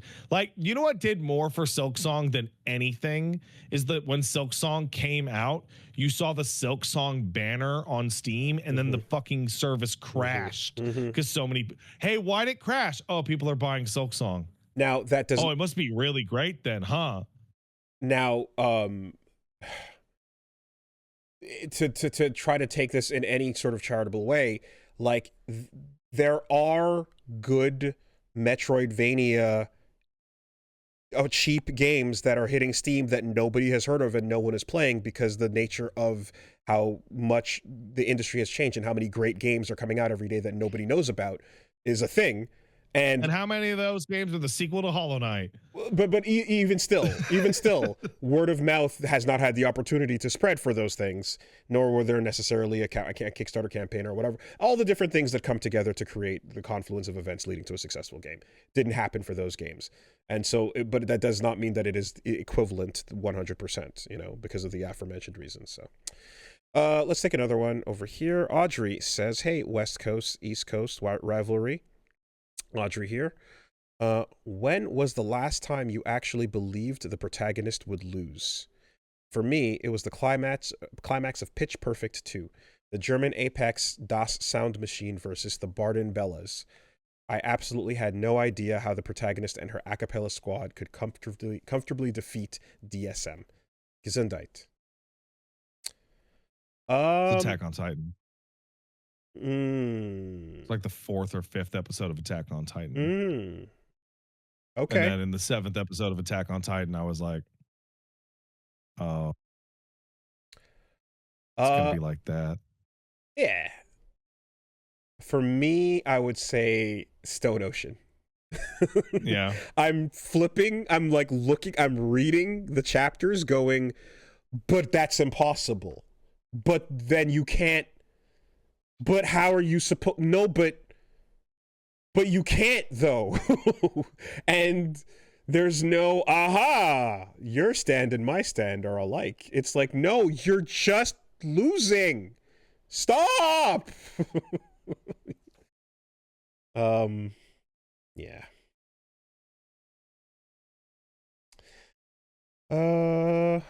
Let's see. One over here. Paul from Ireland says, hello, men. Quick and good email. It's been 13 years. Has the rules of nature moment been matched or exceeded yet? No, not really. Nah. I don't think it's fair because it also was like impactfully one of the first of its kind. Like I just with the lyrics, with everything coming together, you know, we know what you're going for when you hit something similar, but that was the definitional one. What I'll give some flowers to a moment that to me I fucking love. I know it didn't necessarily hit for others in this way, but Burn Baby Burn in Disco Elysium. I fucking adore that moment. Taking the boat. Oh, right, okay. Getting on the boat. Oh, I was going more specific. I was going for like I thought he meant the moment of specific, like wanting to scream, let's do it, you know, kind of thing. That moment is going for. No. You're just talking about moment in general? I'm talking about music and gameplay and events all coming together in a kismet. Oh yeah, Hi-Fi Rush came out. That whole game is the whole game. Hi-Fi Rush, the whole game is syncing the music and the moment together for sure. Like, but as hundreds of times. There's lots of incredible games that have come out. But in terms of like you're saying matching or surpassing, I don't feel like anything surpasses necessarily. But I really, really love that moment in Disco on the boat and going through that track all the way into the piano theme you've been listening to for the entire game with those lyrics as you step off the boat to the final area. Fucking masterwork of a moment. There's a lot. There's a lot of things. Everything happening with Devil May Cry 5 with Nero and all of that is in the wake of Rules of Nature, and it's like taking that energy and nailing it, doing an amazing job with it, but it's coming after the fact, right? It's later down the timeline. It's not to say these things aren't fucking incredible, but just it's going, hey, we can do a sick version of that. You know, I put it as a successor to those moments. Cool. All right, that'll do. Yeah, that'll do. Fuck out of here. Have a good week, everybody. No, have a bad week. Oh my God. Have a dude. Oh, wait. I went to see my son on a stream break this week. And I was like, hey, man, I have to go back and I have to go do dad show. It's very important. And you know what he told me? He said, no, dad, dad show is not very important. Oh! Dad show is doodah. It is not very important. And you know what? Even though it keeps the light on, he's right. It's doodah. It's fucking doodah, bitch. It was doodah the whole time.